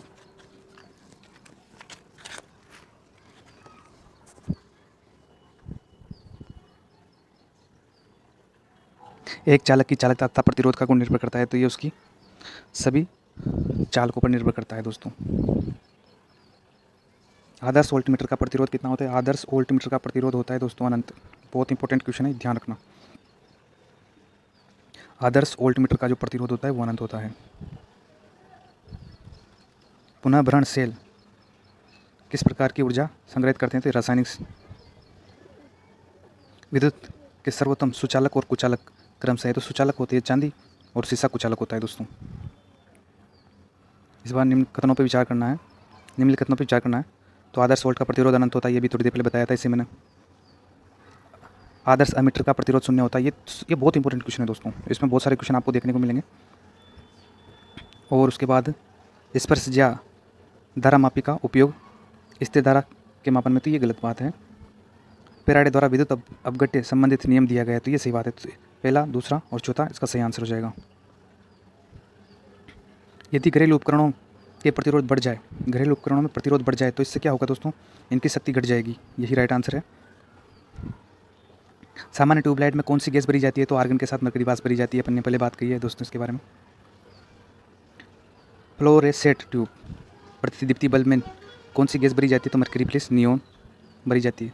मोबाइल चार्जर होता है, तो एक अपचाई ट्रांसफार्मर। इंपॉर्टेंट क्वेश्चन है दोस्तों, ये ऐसे क्वेश्चन जो दैनिक जीवन में अपन यूज़ तो करते हैं पर अपन को जानकारी नहीं होती।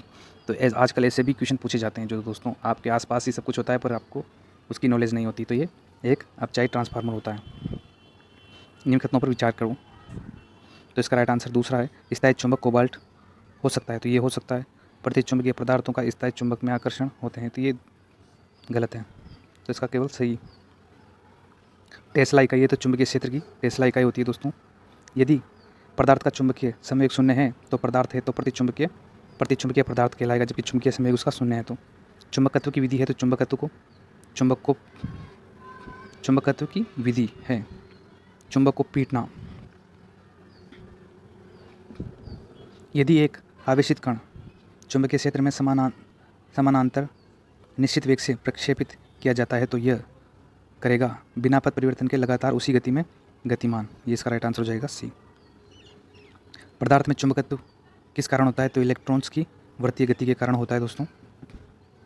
विद्युत धारा में चुंबकीय प्रभाव की खोज किसने की, तो ऑस्ट्रेड ने विद्युत चुंबकीय प्रभाव की खोज की थी। चुंबकीय कंपास की सुई किस ओर इंगित करती है? तो चुंबकीय कंपास की ये उत्तर दक्षिण की तरफ करती है। निम्न में से कौन प्रति चुंबकीय पदार्थ है? तो बिस्मथ जो है वो, बाकी लोहा, निकल और कोबाल्ट ये चुंबकीय पदार्थ होते हैं। एक समान चुंबकीय क्षेत्र में चुंबकीय बल रेखाएं होनी चाहिए तो एक दूसरे के समांतर होनी चाहिए।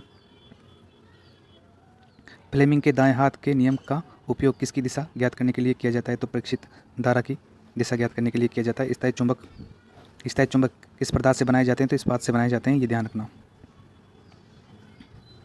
जब दंड चुंबक को लंबाई के अनुप्रस्थ क्षेत्र में 2 बराबर भागों में काट दिया जाए तो प्रत्येक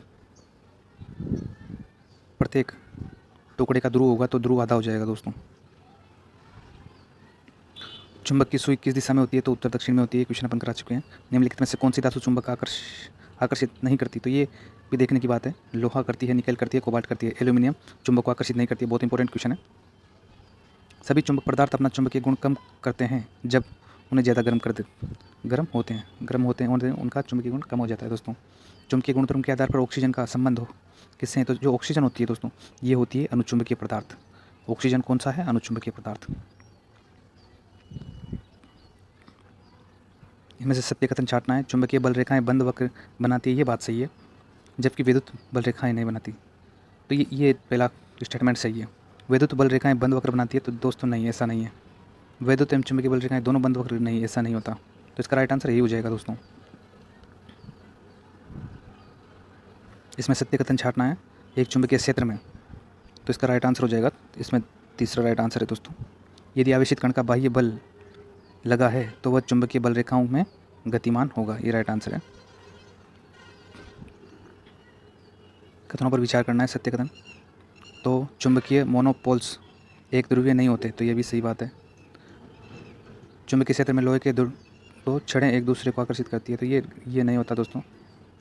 चुंबकीय क्षेत्र में एक तार का मुक्त रुख में छोड़ने पर वह क्षेत्र में समांतर हो जाती है, तो ये सही है। कॉपर प्रति चुंबकीय तथा लोहा अनुचुंबकीय होता है, ये सही बात है दोस्तों। लोह चुंबकीय पदार्थ किस तापमान पर अनुचुंबकीय हो जाते हैं? तो लोह चुंबकीय पदार्थ होते हैं वो अनुचुंबकीय होते हैं क्यूरी ताप पर, इसका राइट आंसर हो जाएगा। एक आवेशित कण का वेग v से चुंबकीय क्षेत्र b में गतिमान है तो कण का पर लगने वाला बल अधिकतम होगा, तो v तथा b लंबवत होंगे। जब एक आवेशित कण को एक बाह्य चुंबकीय क्षेत्र में रखा जाता है तो कण की गतिज ऊर्जा में परिवर्तन होगा, तो यह हमेशा शून्य होगा दोस्तों। विद्युत चुंबकीय तरंगों का वेग होता है 10⁻⁸ मीटर सेकंड होता है, मीटर प्रति सेकंड होता है। निम्नलिखित में से कौन सा तत्व प्रकृति में अनुचुंबकीय तो हाइड्रोजन। इनमें से अनुचुंबकीय पदार्थ हाइड्रोजन है। स्टील को चुंबकीय करना कठिन है क्योंकि अधिक धारण क्षमता के कारण, इसका राइट आंसर हो जाएगा बी। जब अर्धचालक की डोपिंग की जाती है तो चालकता बढ़ जाती है, ये सही है। प्रतिरोध घटता है, चालकता बढ़ेगी तो प्रतिरोध घटेगा, ये दोनों सही है दोस्तों। ये आपके किसी काम का क्वेश्चन नहीं है। पी टाइप अर्धचालक, तो ये फिर भी आपको ऑप्शन सी ध्यान रखना, किसी कंपटीशन में पूछा जाए। इसका आंसर आप देख लेना, इसको रोक के। इसका आंसर बी है, ये भी आपके काम का नहीं है। इसका आंसर डी है, आप ध्यान रखना, कभी दूसरे कंपटीशन में पूछे जाते हैं दोस्तों, रेट में नहीं पूछे जाएंगे। एक शुद्ध अर्धचालक में ताप बढ़ाने पर परिमित प्रतिरोध घटता है, ये इसका राइट आंसर हो जाएगा। ये इंपॉर्टेंट क्वेश्चन है। अतिचालक वे तत्व होते हैं बहुत कम ताप पर इसका प्रतिरोध घटकर शून्य हो जाता है, तो ये अतिचालक होते हैं दोस्तों। अर्धचालक की चालकता बढ़ने पर बढ़ती है, तो क्योंकि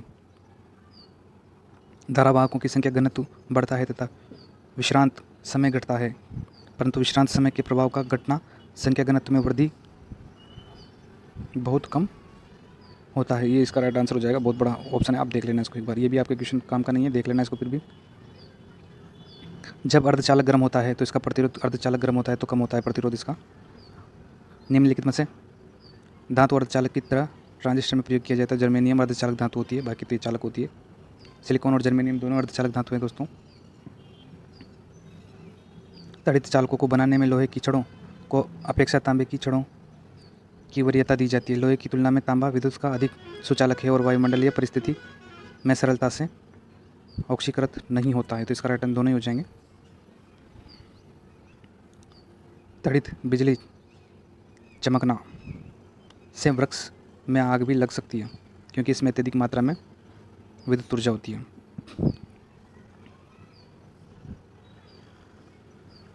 परम शून्य ताप पर अर्धचालकों में विद्युत प्रतिरोध हो जाता है तो अनंत हो जाता है दोस्तों। रडार का आविष्कार किसने किया था? तो बहुत इंपॉर्टेंट क्वेश्चन है।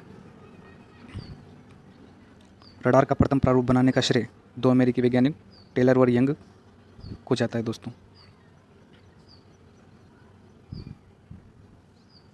निम्नलिखित में से किस कण को त्वरित करने के लिए साइट्रॉन का प्रयोग? तो साइट्रॉन का प्रयोग प्रोटॉन को त्वरित करने के लिए किया जाता है। बहुत इंपॉर्टेंट क्वेश्चन है, ध्यान रखना दोस्तों।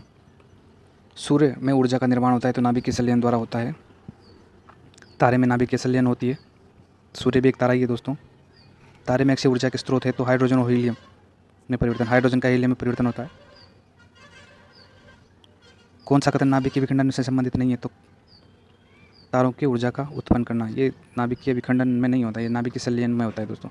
न्यूट्रॉन प्रेरित नाभिकीय अभिक्रिया ये होता है, इसका राइट आंसर ये भी। और इसका राइट आंसर तो दोस्तों बी है, क्योंकि इसमें नहीं पूछा है, पर ये और भी ऑप्शन देख लेते हैं, वो काम के हैं। नाभिकीय रिएक्टर में ऊर्जा का स्रोत जो बिजली उत्पन्न करता है, तो ये भी विखंडन द्वारा होता है। परमाणु बम में भी नाभिकीय विखंडन होता है। एक कृत्रिम उपग्रह में विद्युत ऊर्जा का स्रोत होता है तो विद्युत सेल, ये सौर सेल होता है दोस्तों। आधुनिक चिकित्सा विज्ञान में नाभिक नैदानिक चिकित्सा और उपचार के प्रभावी उपकरण के रूप में उभर रही है, तो रेडियो आइसोटोप्स इसका राइट आंसर हो जाएगा। ये क्वेश्चन भी कुछ स्पष्ट नहीं है थोड़ा सा इसमें, पर बाकी ये क्वेश्चन बहुत सिंपल है, आप इस चीज़ को अच्छी तरीके से जानते हो नाभिकीय रिएक्टर के बारे में।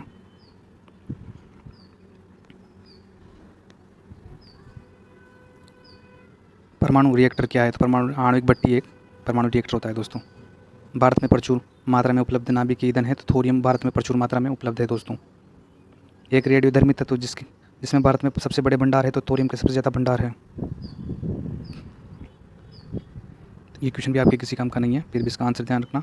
1 2 3 तीनों ही सही है दोस्तों, देख लेना, फिर भी देख लेते हैं। चलो, प्रकृति में यूरेनियम की तुलना में थोरियम में कहीं अधिक भंडार है, तो ये थोरियम के सबसे ज़्यादा भंडार, यूरेनियम से भी ज़्यादा भंडार थोरियम के मिलते हैं।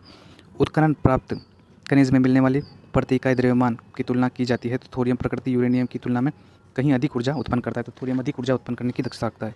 थोरियम यूरेनियम की तुलना में कम नुकसानदेह के अपशिष्ट उत्पाद करते हैं, तो थोरियम सबसे बेस्ट है, यूरेनियम से भी बेस्ट है, मतलब ये इसका कहना है। निम्नलिखित में से कौन सा तत्व परमाणु ईंधन की श्रेणी में नहीं आता? तो कैडमियम परमाणु ईंधन की में नहीं आता, जबकि थोरियम, यूरेनियम, प्लूटोनियम ये सब आते हैं दोस्तों। निम्न में से कौन सा ईंधन नहीं है? तो हीलियम ईंधन नहीं है, जबकि यूरेनियम, रेडियम और थोरियम ये तीनों ही है। दिख नहीं रहा पर मैंने बोल दिया।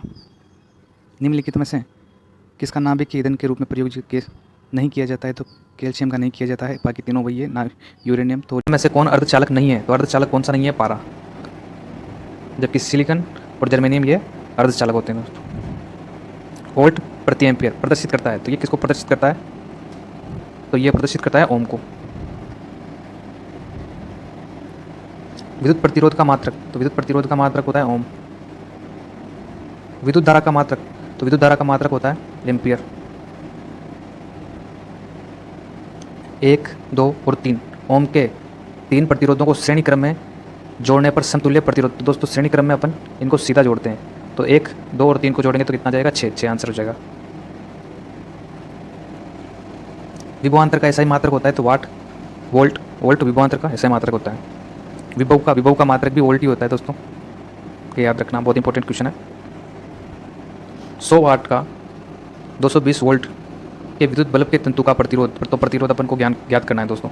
तो प्रतिरोध ज्ञात करना है, इससे पहले अपन को प्रतिरोध के लिए आपको पता है सूत्र क्या होता है दोस्तों? V upon I। तो वोल्ट तो अपन को दे रखा है, पर अपन को I ज्ञात करनी पड़ेगी। तो अपन इसके माध्यम से जो शक्ति का मात्रक होता है, शक्ति का सूत्र होता है, उसके जरिए अपन इसमें धारा ज्ञात कर लेंगे। धारा का मान ज्ञात करके अपन उसमें जब कैलकुलेशन करेंगे तो इसका राइट आंसर आ जाएगा भी। आप इस क्वेश्चन को करके देखना, बहुत लंबा ये सीरीज रहने वाली है दोस्तों। मैं आपको हर सॉल्यूशन आपको बता नहीं सकता, मैंने आपको ट्रिक बता दी है, इस तरीके से करना है, क्योंकि बहुत लंबी वीडियो हो जाएगी। टंगस्टन निम्नलिखित में से किस ताप पर पिघलता है? तो 3500 डिग्री सेल्सियस पर टंगस्टन पिघलता है।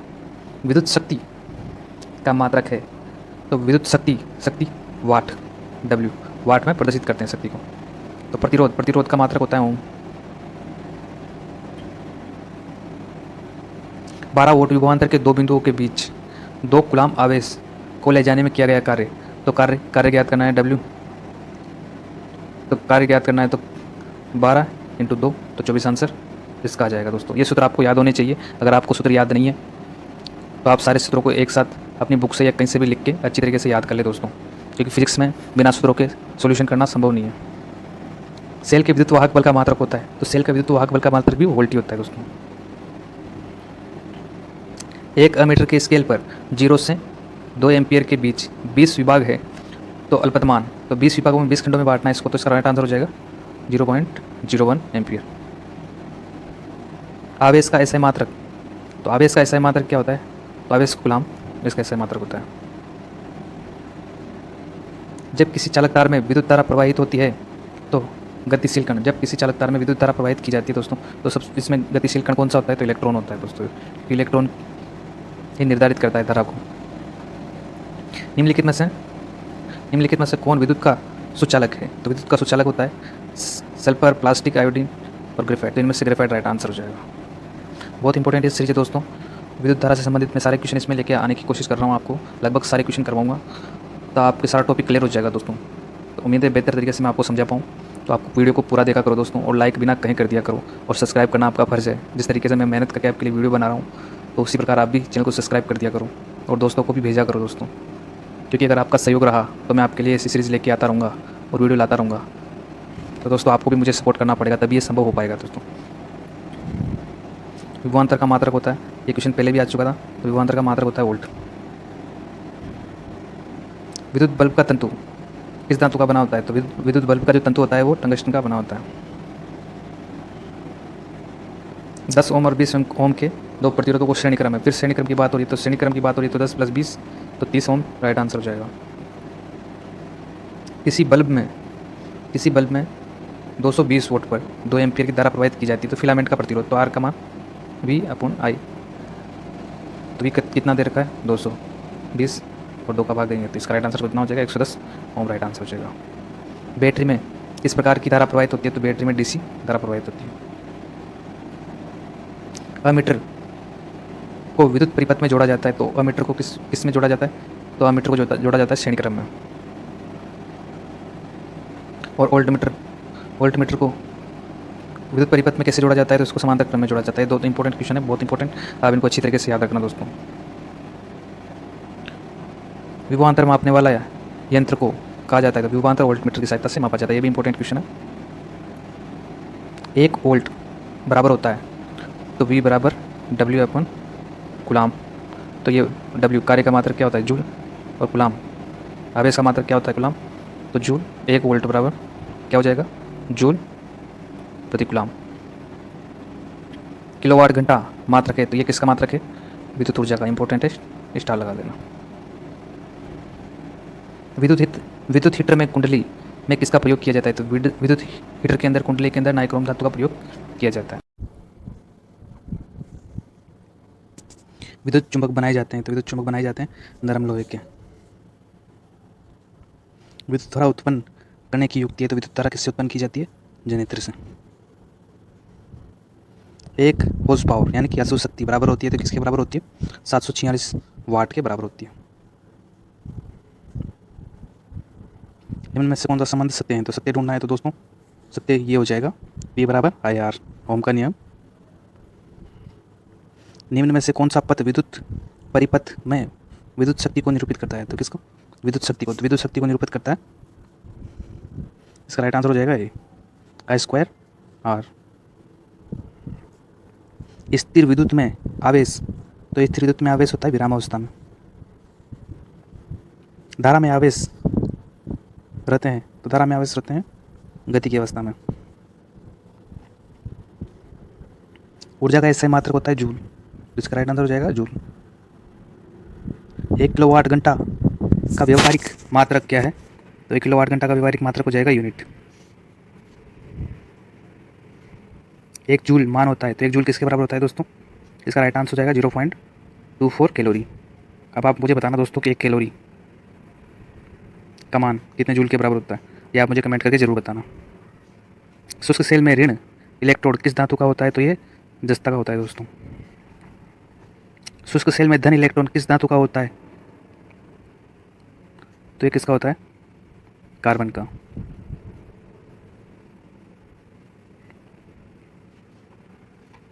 इसी कुंडली का प्रतिरोध ज्ञात करने का सूत्र है। तो प्रतिरोध R बराबर कितना होता है? V/I। इसका राइट आंसर हो जाएगा बी। ओम का नियम क्या कहता है? V बराबर IR। तो ये I किधर चल जाएगा? इसके नीचे। विद्युत फ्यूज का तार बना होता है। तो विद्युत फ्यूज का तार किसका बना होता है? तांबे और टीन का। 1 इलेक्ट्रॉन वोल्ट बराबर होता है। तो 1 इलेक्ट्रॉन वोल्ट किसके बराबर होता है दोस्तों? तो 1.6 × 10⁻19 जूल के बराबर होता है। 1 mA कितना होता है? तो ये कितना होता है दोस्तों? 10⁻³ एम्पियर के बराबर होता है। 1 माइक्रो एम्पियर किसके बराबर होता है? तो 10⁻6 एम्पियर के बराबर होता है दोस्तों।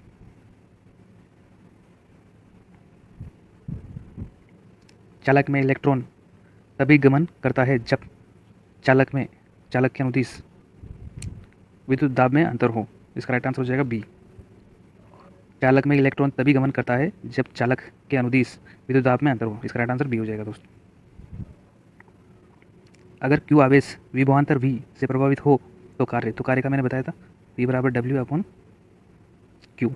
तो Q किधर चल जाएगा? ऊपर। तो कार्य का मान कितना आ जाएगा? V/Q। तो इसका राइट आंसर हो जाएगा सी।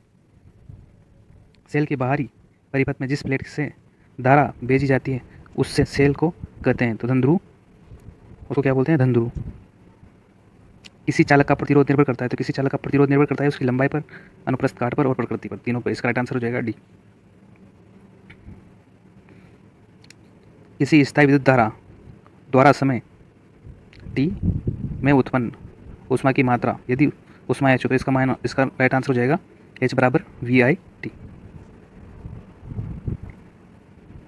जिन पदार्थों में विद्युत मुक्त रूप से प्रवाहित होता है उसे कहते हैं तो विद्युत चालक कहता है। क्या कहलाते हैं? विद्युत चालक। जिन पदार्थों से विद्युत प्रवाहित आसानी से नहीं होता तो विद्युत रोधी कहलाते हैं दोस्तों।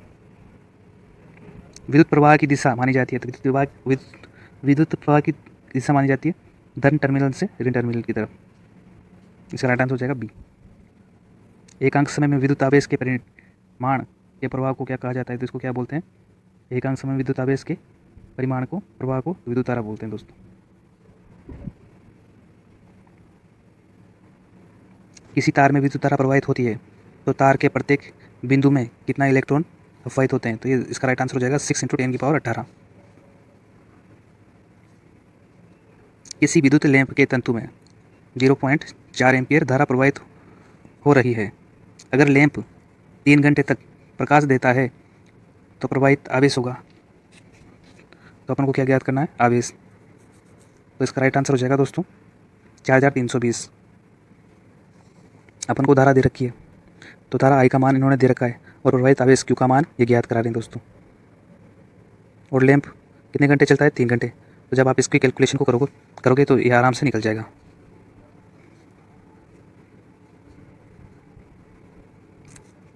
इस 3 घंटे को आप बदलोगे सेकंड के अंदर तो 3 × 60 इस प्रकार से इस कैलकुलेशन को करोगे तो ये आराम से आंसर हो जाएगा। किसी विद्युत परिपथ के प्रतिरोध को परिवर्तित करने के लिए किस युक्ति का उपयोग किया जाता है? तो धारा जनित्र का इसका उपयोग किया जाता है।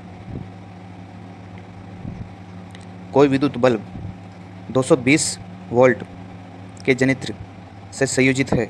यदि बल्ब में 0.50 एम्पियर विद्युत धारा प्रवाहित होती है तो विद्युत बल्ब की शक्ति, तो शक्ति ज्ञात करने के लिए अपन को सूत्र है P बराबर VI। तो इसको गुणा कर दीजिए दोस्तों। जब आप इसको गुणा करोगे 0.50 को तो इसका राइट आंसर हो जाएगा 110 वोल्ट। किसी विद्युत बल्ब के तंतु में 0.5 एम्पियर विद्युत धारा 10 मिनट तक प्रवाहित होती है। विद्युत परिपथ में प्रवाहित विद्युत धारा का परिमाण। तो इसको किस तरीके से करना है? आवेश ज्ञात करना है। तो आवेश ज्ञात करना है, Q का मान ज्ञात करना है। तो आपको पता होगा I बराबर क्या होता है? Q/T। तो Q का मान ज्ञात करना है तो T को इधर भेजेंगे तो 0.5 A को धारा को गुणा करेंगे किससे? टाइम से। तो टाइम किस में दे रखा है? 10 मिनट में। तो इसको सेकंड में बदलेंगे तो 10 × 60 10 से ये दशमलव कट गया और ये आ गया 300, तो इसका राइट आंसर हो जाएगा 300 कूलाम। विद्युत प्रवाहित कर किसी धातु की वस्तु पर अन्य किसी वांछित धातु की परत निक्षेपित करने के प्रक्रम को कहते हैं, तो इसको विद्युत लेपन कहते हैं। विद्युत चुंबक बनाने के लिए उपयुक्त पदार्थ है, तो नरम लोहे का उपयोग विद्युत चुंबक बनाने के लिए किया जाता है। किसी विद्युत धारा के सतत एवं बंद पथ को क्या कहते हैं, तो इसको बोलते हैं विद्युत परिपथ। विद्युत धारा के तापीय प्रभाव का उपयोग किसमें नहीं होता है, तो तापीय प्रभाव का किसमें नहीं होता है, तो दोस्तों पंखे में नहीं होता है, जबकि विद्युत हीटर में, इस्त्री में और बल्ब में तापीय प्रभाव होता है। तो विद्युत धारा की चाल प्रकाश की चाल में क्या संबंध है, तो दोनों की चाल समान होती है। किसी बिंदु परिपथ में इकाई धन आवेश को एक बिंदु से दूसरे बिंदु तक ले जाने में किए गए कार्य को मापा जाता है। उन बिंदुओं के बीच के विभवांतर से इसका राइट आंसर हो जाएगा बी।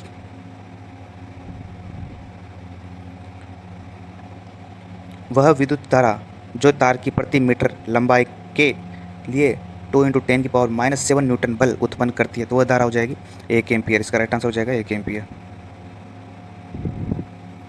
6 वोल्ट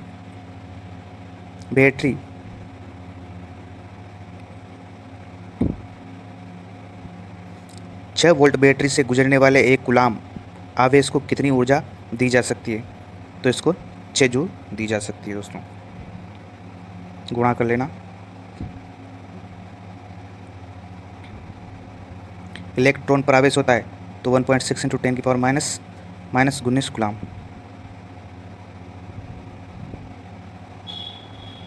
समांतर क्रम में संयोजित 10 प्रतिरोधों का जिसमें प्रत्येक का मान 10 ओम है समतुल्य होंगे, तो समतुल्य 1/R, इसका सूत्र क्या होता है 1/R अपॉन R1 + R12 इस तरीके से होता है।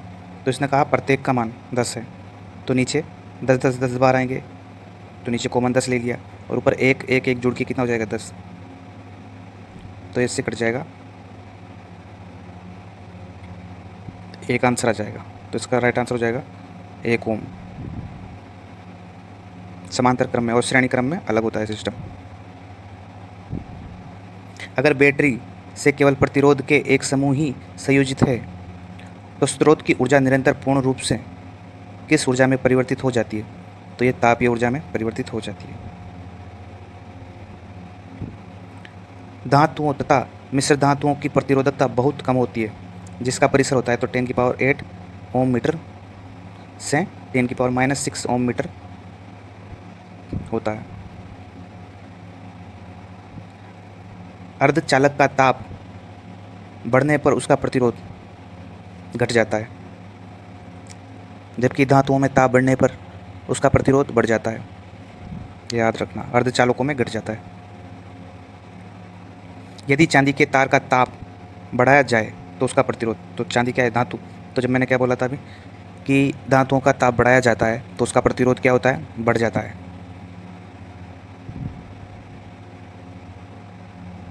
यदि R1 तथा R2 दो प्रतिरोध समांतर श्रेणी में जोड़े हैं तो समतुल्य प्रतिरोध R से अधिक R2 से अधिक, प्रत्येक से कम, तो इसका राइट आंसर हो जाएगा प्रत्येक से कम।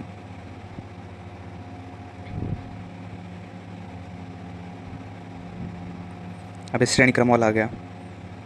4 समान प्रतिरोधों को श्रेणी क्रम में जोड़ा जाता है तो उसका तुल्य प्रतिरोध, तो समान श्रेणी क्रम में किस तरीके से जोड़ते हैं, R1 + R2 इस प्रकार से डेस, तो 4 प्रतिरोध है तो इनका मान किसके बराबर है, 20 के बराबर, तो 4 को 5 से गुणा करोगे तो किसके बराबर हो जाएगा 20, तो इसका राइट आंसर हो जाएगा ए। प्रत्येक का मान कितना है 5 ओम। धातुओं में धारावाहक होते हैं, तो मुक्त इलेक्ट्रॉन धातुओं में धारावाहक होते हैं। एक बल्ब से मिनट में 12 कूलाम आवेश प्रवाहित होता है, तो विद्युत धारा का मान ज्ञात कीजिए। किसकी, 1 मिनट की बात हो रही है दोस्तों। तो कूलाम कितना आवेश है 120, और समय कितना 1 मिनट, मिनट को किस में बदलेंगे सेकंड में, तो 60, तो धारा का मान आपको पता है कितना हो जाएगा 2 एम्पीयर। किसी उपकरण में धन और ऋण का चिन्ह नहीं होता। किस उपकरण में नहीं होता ये? एम्पियर में होता है, वोल्टमीटर में भी होता है, विद्युत शेल में भी होता है, कुंडली में ये नहीं होता। तो इसका राइट आंसर हो जाएगा सी। लंबाई बढ़ने से ताप का प्रतिरोध, तो प्रतिरोध भी बढ़ता है। तो इसके क्योंकि प्रतिरोध पर किसका प्रभाव पड़ता है? तो धातु की प्रकृति का प्रभाव पड़ता है, लंबाई का प्रभाव पड़ता है, ताप का प्रभाव पड़ता है। यदि 5 समान प्रतिरोधों को समांतर क्रम में जोड़ने पर उनका तुल्य प्रतिरोध 10 ओम हो तो प्रत्येक का प्रतिरोध कितना हो जाएगा? तो 5 प्रतिरोध है दोस्तों। मैंने मान लिया 50 मान लिया, तो मैं 1/50 को कितनी बार लिखूँगा? 5 बार। तो मैंने नीचे 50 लिखा तो कॉमन ले लिया 50, अब 5 बार लिखा तो ऊपर 5, तो काटा तो 1/10, और ये किसके बराबर होता है? 1/r। तो इसका मान कितना हो गया? 10 ओम। तो इसका मतलब 10 ओम हो गया समतुल्य। तो इसका राइट आंसर कितना हो जाएगा? 50 ओम। ये क्वेश्चन आपको आने चाहिए दोस्तों। इस बार रीट का पेपर आसान नहीं आएगा, मुझे ऐसा लगता है। इस बार सरकार बहुत टफ पेपर बनाने वाली है दोस्तों, तो थोड़ा तैयारी को उच्च लेवल से रखना। आपको न्यूमेरिकल भी आने चाहिए फिजिक्स के, और केमिस्ट्री में भी आपको सूत्र वगैरह याद होने चाहिए। समांतर क्रम में संयोजित प्रतिरोधों की संख्या घटने से उपरांत संयोजित प्रतिरोधों का कुल प्रतिरोध, तो इसका मान बढ़ेगा दोस्तों, समांतर क्रम में बढ़ेगा, क्योंकि इसमें विपरीत होता है। 20 डिग्री सेल्सियस पर सिल्वर का विद्युत प्रतिरोध कितना होता है? तो इसका राइट आंसर हो जाएगा 1.6 × 10⁻⁻8 ओम।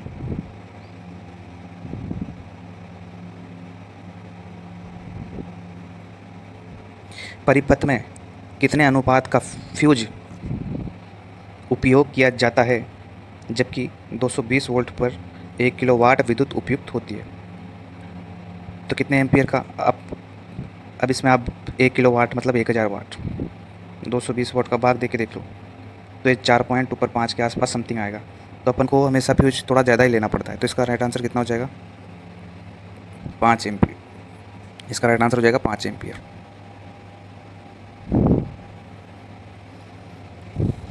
परिपथ में किन्हीं दो बिंदुओं के बीच का विभवांतर मापा जाता है? तो विभवांतर मापने की किस मीटर का उपयोग किया जाता है? Volt meter.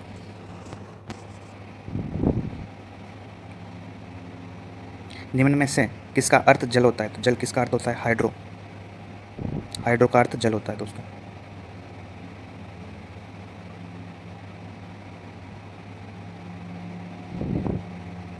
ताप बढ़ने पर चालक का प्रतिरोध, तो प्रतिरोध भी बढ़ता है। मैंने क्या बोला था? ताप का प्रभाव इस पर पड़ता है। रेशम द्वारा रगड़ने पर कांच की छड़ में उत्पन्न आवेश, तो इस पर हो जाएगा दोस्तों धन आवेश। ऊन द्वारा एबोनाइट की छड़ को रगड़ने पर एबोनाइट की छड़ पर उत्पन्न होता है, तो इस पर ऋणावेश होता है दोस्तों। दो आवेशित वस्तुओं पर लगने वाले बल पर कौन सा नियम लागू होता है? तो दो आवेशित वस्तु पर लगने वाला बल पर कूलाम का नियम लागू होता है दोस्तों। कूलाम के नियम में के को क्या कहा जाता है? तो कूलाम में के नियम को समानुपाती स्थिरांक कहा जाता है। दो सदृश आवेशों के बीच किस प्रकार का बल लगता है? तो सदृश के अंदर प्रतिकर्षण बल लगता है। विजातीय आवेशों के बीच किस प्रकार का बल लगता है? तो इसके अंदर लगता है आकर्षण बल। क्या प्रोटॉन आवेश प्रक्रम में भाग लेता है? क्या प्रोटॉन आवेश प्रक्रम में भाग लेता है? तो नहीं, इसका राइट आंसर हो जाएगा नहीं। रासायनिक ऊर्जा का कुछ भाग खर्च होता है, तो रासायनिक ऊर्जा का कुछ भाग खर्च होता है किसमें? ये आंतरिक ऊर्जा। विभवांतर किसमें गति प्रदान करने का काम करता है? तो विभवांतर किसमें गति प्रदान करने का काम करता है? तो इसका राइट आंसर हो जाएगा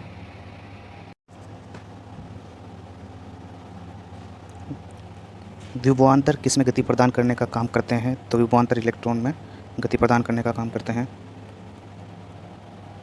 सेल के भीतर होने वाली रासायनिक अभिक्रिया सेल के दो टर्मिनलों के बीच उत्पन्न करता है, तो विभवांतर उत्पन्न करता है। किसी चालक तार में प्रवाहित धारा के लिए ओम का नियम लागू होता है जब चालक का ताप अचर रहता है, इसका राइट आंसर हो जाएगा ए। शुष्क कागज का प्रतिरोध होता है तो 10⁻12 ओम मीटर इसका प्रतिरोधकता होता है। संचालक बैटरियों को पुनः आवेशित करना संभव है या नहीं? तो संचालक बैटरियों को पुनः आवेशित करना संभव है दोस्तों।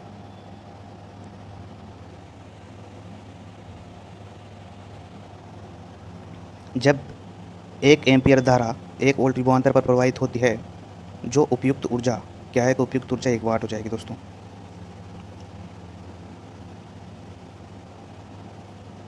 एक वाट में कितने जूल होते हैं? तो 1 वाट कितने जूल के बराबर होता है? 3600 जूल के बराबर होता है। बहुत इंपॉर्टेंट क्वेश्चन है, स्टार लगा लेना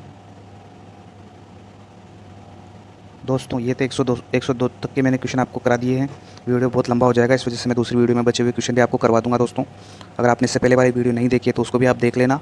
और ये बहुत इंपॉर्टेंट मैंने आपके लिए क्वेश्चन करवाए हैं। लगभग मैंने विद्युत धारा का सारा चैप्टर इसके अंदर क्लियर करने की कोशिश की है दोस्तों। तो लगभग मैंने सारा समेट लिया है इसके अंदर।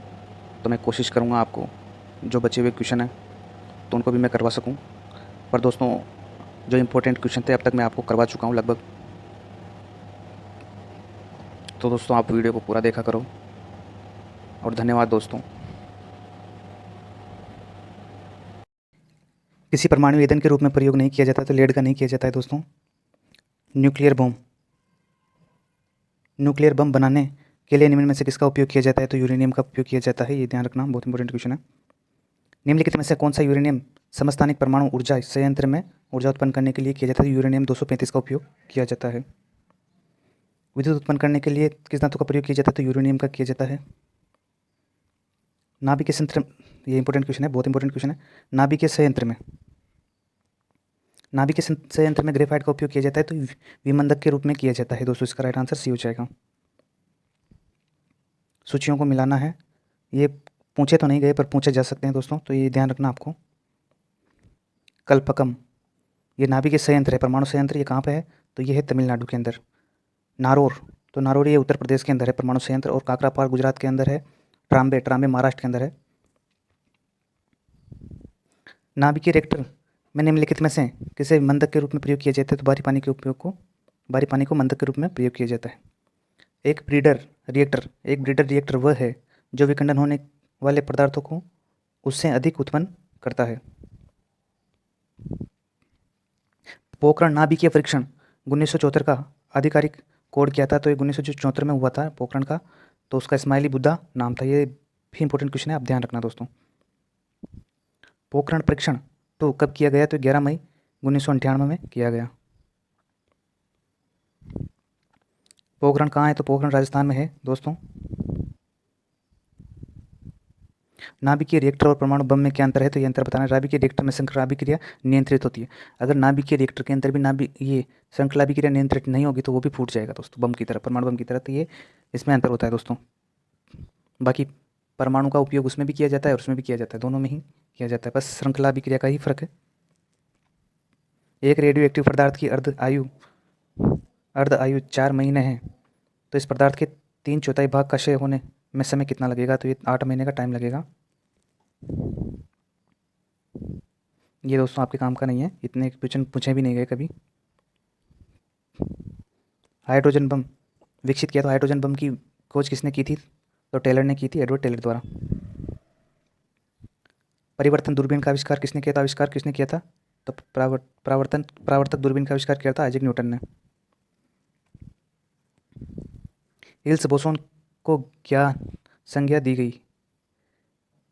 जो कण है ये हिग्स बोसोन, इसको संज्ञा दी गई गॉड पार्टिकल्स की। ये भी लेटेस्ट खोजा गया था दोस्तों। निम्नलिखित में से किस कण का शून्य आवेश होता है? तो न्यूट्रॉन का आवेश शून्य होता है। भूकंप की तीव्रता मापने के लिए यंत्र किया जाता है, सिस्मोग्राफ का उपयोग किया जाता है। रडार का आविष्कार किसने किया? तो आविष्कार से संबंधित क्वेश्चन आपको आने चाहिए। रडार का आविष्कार किसने किया? रॉबर्ट वॉटसन ने। बोलोमीटर का उपयोग किसके मापन में किया जाता है? तापमापन में इसका उपयोग किया जाता है। वीडियो टेप का आविष्कार किसने किया था? ये चार्ल्स गिन्सबर्ग ने किया था इसका। टीवी का आविष्कार किसने किया था? तो बेयर्ड ने किया था, जेल बेयर्ड ने। इलेक्ट्रॉन सूक्ष्मदर्शी का आविष्कार किसने किया था? नोल एम रुस्का द्वारा इसका आविष्कार किया गया। हाइड्रोजन बम किसने विकसित किया? तो टेलर ने किया था। अभी इससे पहले क्वेश्चन देखा था। एक प्रकाश वर्ष किसकी इकाई है? तो दूरी की इकाई है। बहुत सी बार रिपीट हुआ है ये क्वेश्चन। निम्न में से कौन खगोलीय दूरी की इकाई है? तो पारसेक खगोलीय दूरी की इकाई है। इससे पहले मैं क्वेश्चन करवा चुका हूँ आपको। एक वस्तु का द्रव्यमान, भौतिक राशि, मौलिक राशि, आदर्श अदिश राशि, ये उपयुक्त सभी इसका राइट आंसर हो जाएगा। एक्स किरणों की खोज के लिए किस जर्मन वैज्ञानिक को नोबेल पुरस्कार दिया था? एक्स किरणों की खोज किसने की थी? रोंटगन ने की थी। डायरेक्ट क्वेश्चन ध्यान रखना। वर्ष 2018 में लेजर तकनीक में महत्वपूर्ण खोज हेतु नोबेल पुरस्कार प्रदान किया गया। तो जेरार्ड मोरो, आर्थर एशिकन और डोनो, इन सबको दिया गया था। दोस्तों इसको आंसर हो जाएगा डी। भारतीय तकनीक अनुसंधान संस्थान कहाँ है? तो ये लखनऊ में है। इस संस्थान का भी ध्यान रखना दोस्तों। भारतीय भौतिकी प्रयोगशाला, तो ये कहाँ पे है? नई दिल्ली के अंदर। राष्ट्रीय समुद्री विज्ञान संस्थान, तो ये पणजी के अंदर। भारतीय मौसम वेधशाला, ये इंपॉर्टेंट क्वेश्चन है, ध्यान रखना, पुणे में। भारतीय इलेक्ट्रॉनिक्स लिमिटेड, ये कर्नाटक के अंदर है। राष्ट्रीय प्रौद्योगिकी दिवस किस दिन मनाया जाता है? तो 11 मई को मनाया जाता है। ये इंपॉर्टेंट क्वेश्चन है, बहुत इंपॉर्टेंट क्वेश्चन है, पूछा जा सकता है दोस्तों। ये थे फिजिक्स के संपूर्ण क्वेश्चन जो मैंने आपको करवाने की कोशिश की है दोस्तों। मैंने कोशिश की आपको सारे क्वेश्चन करवाने की। उम्मीद है आपको ये सीरीज़ पसंद आई होगी। तो आप अच्छे से अच्छे रिस्पॉन्स अगर इस पर दोगे तो मैं आपको दूसरे भी सब्जेक्ट की मैराथन क्लास लाने की कोशिश करूँगा दोस्तों। धन्यवाद।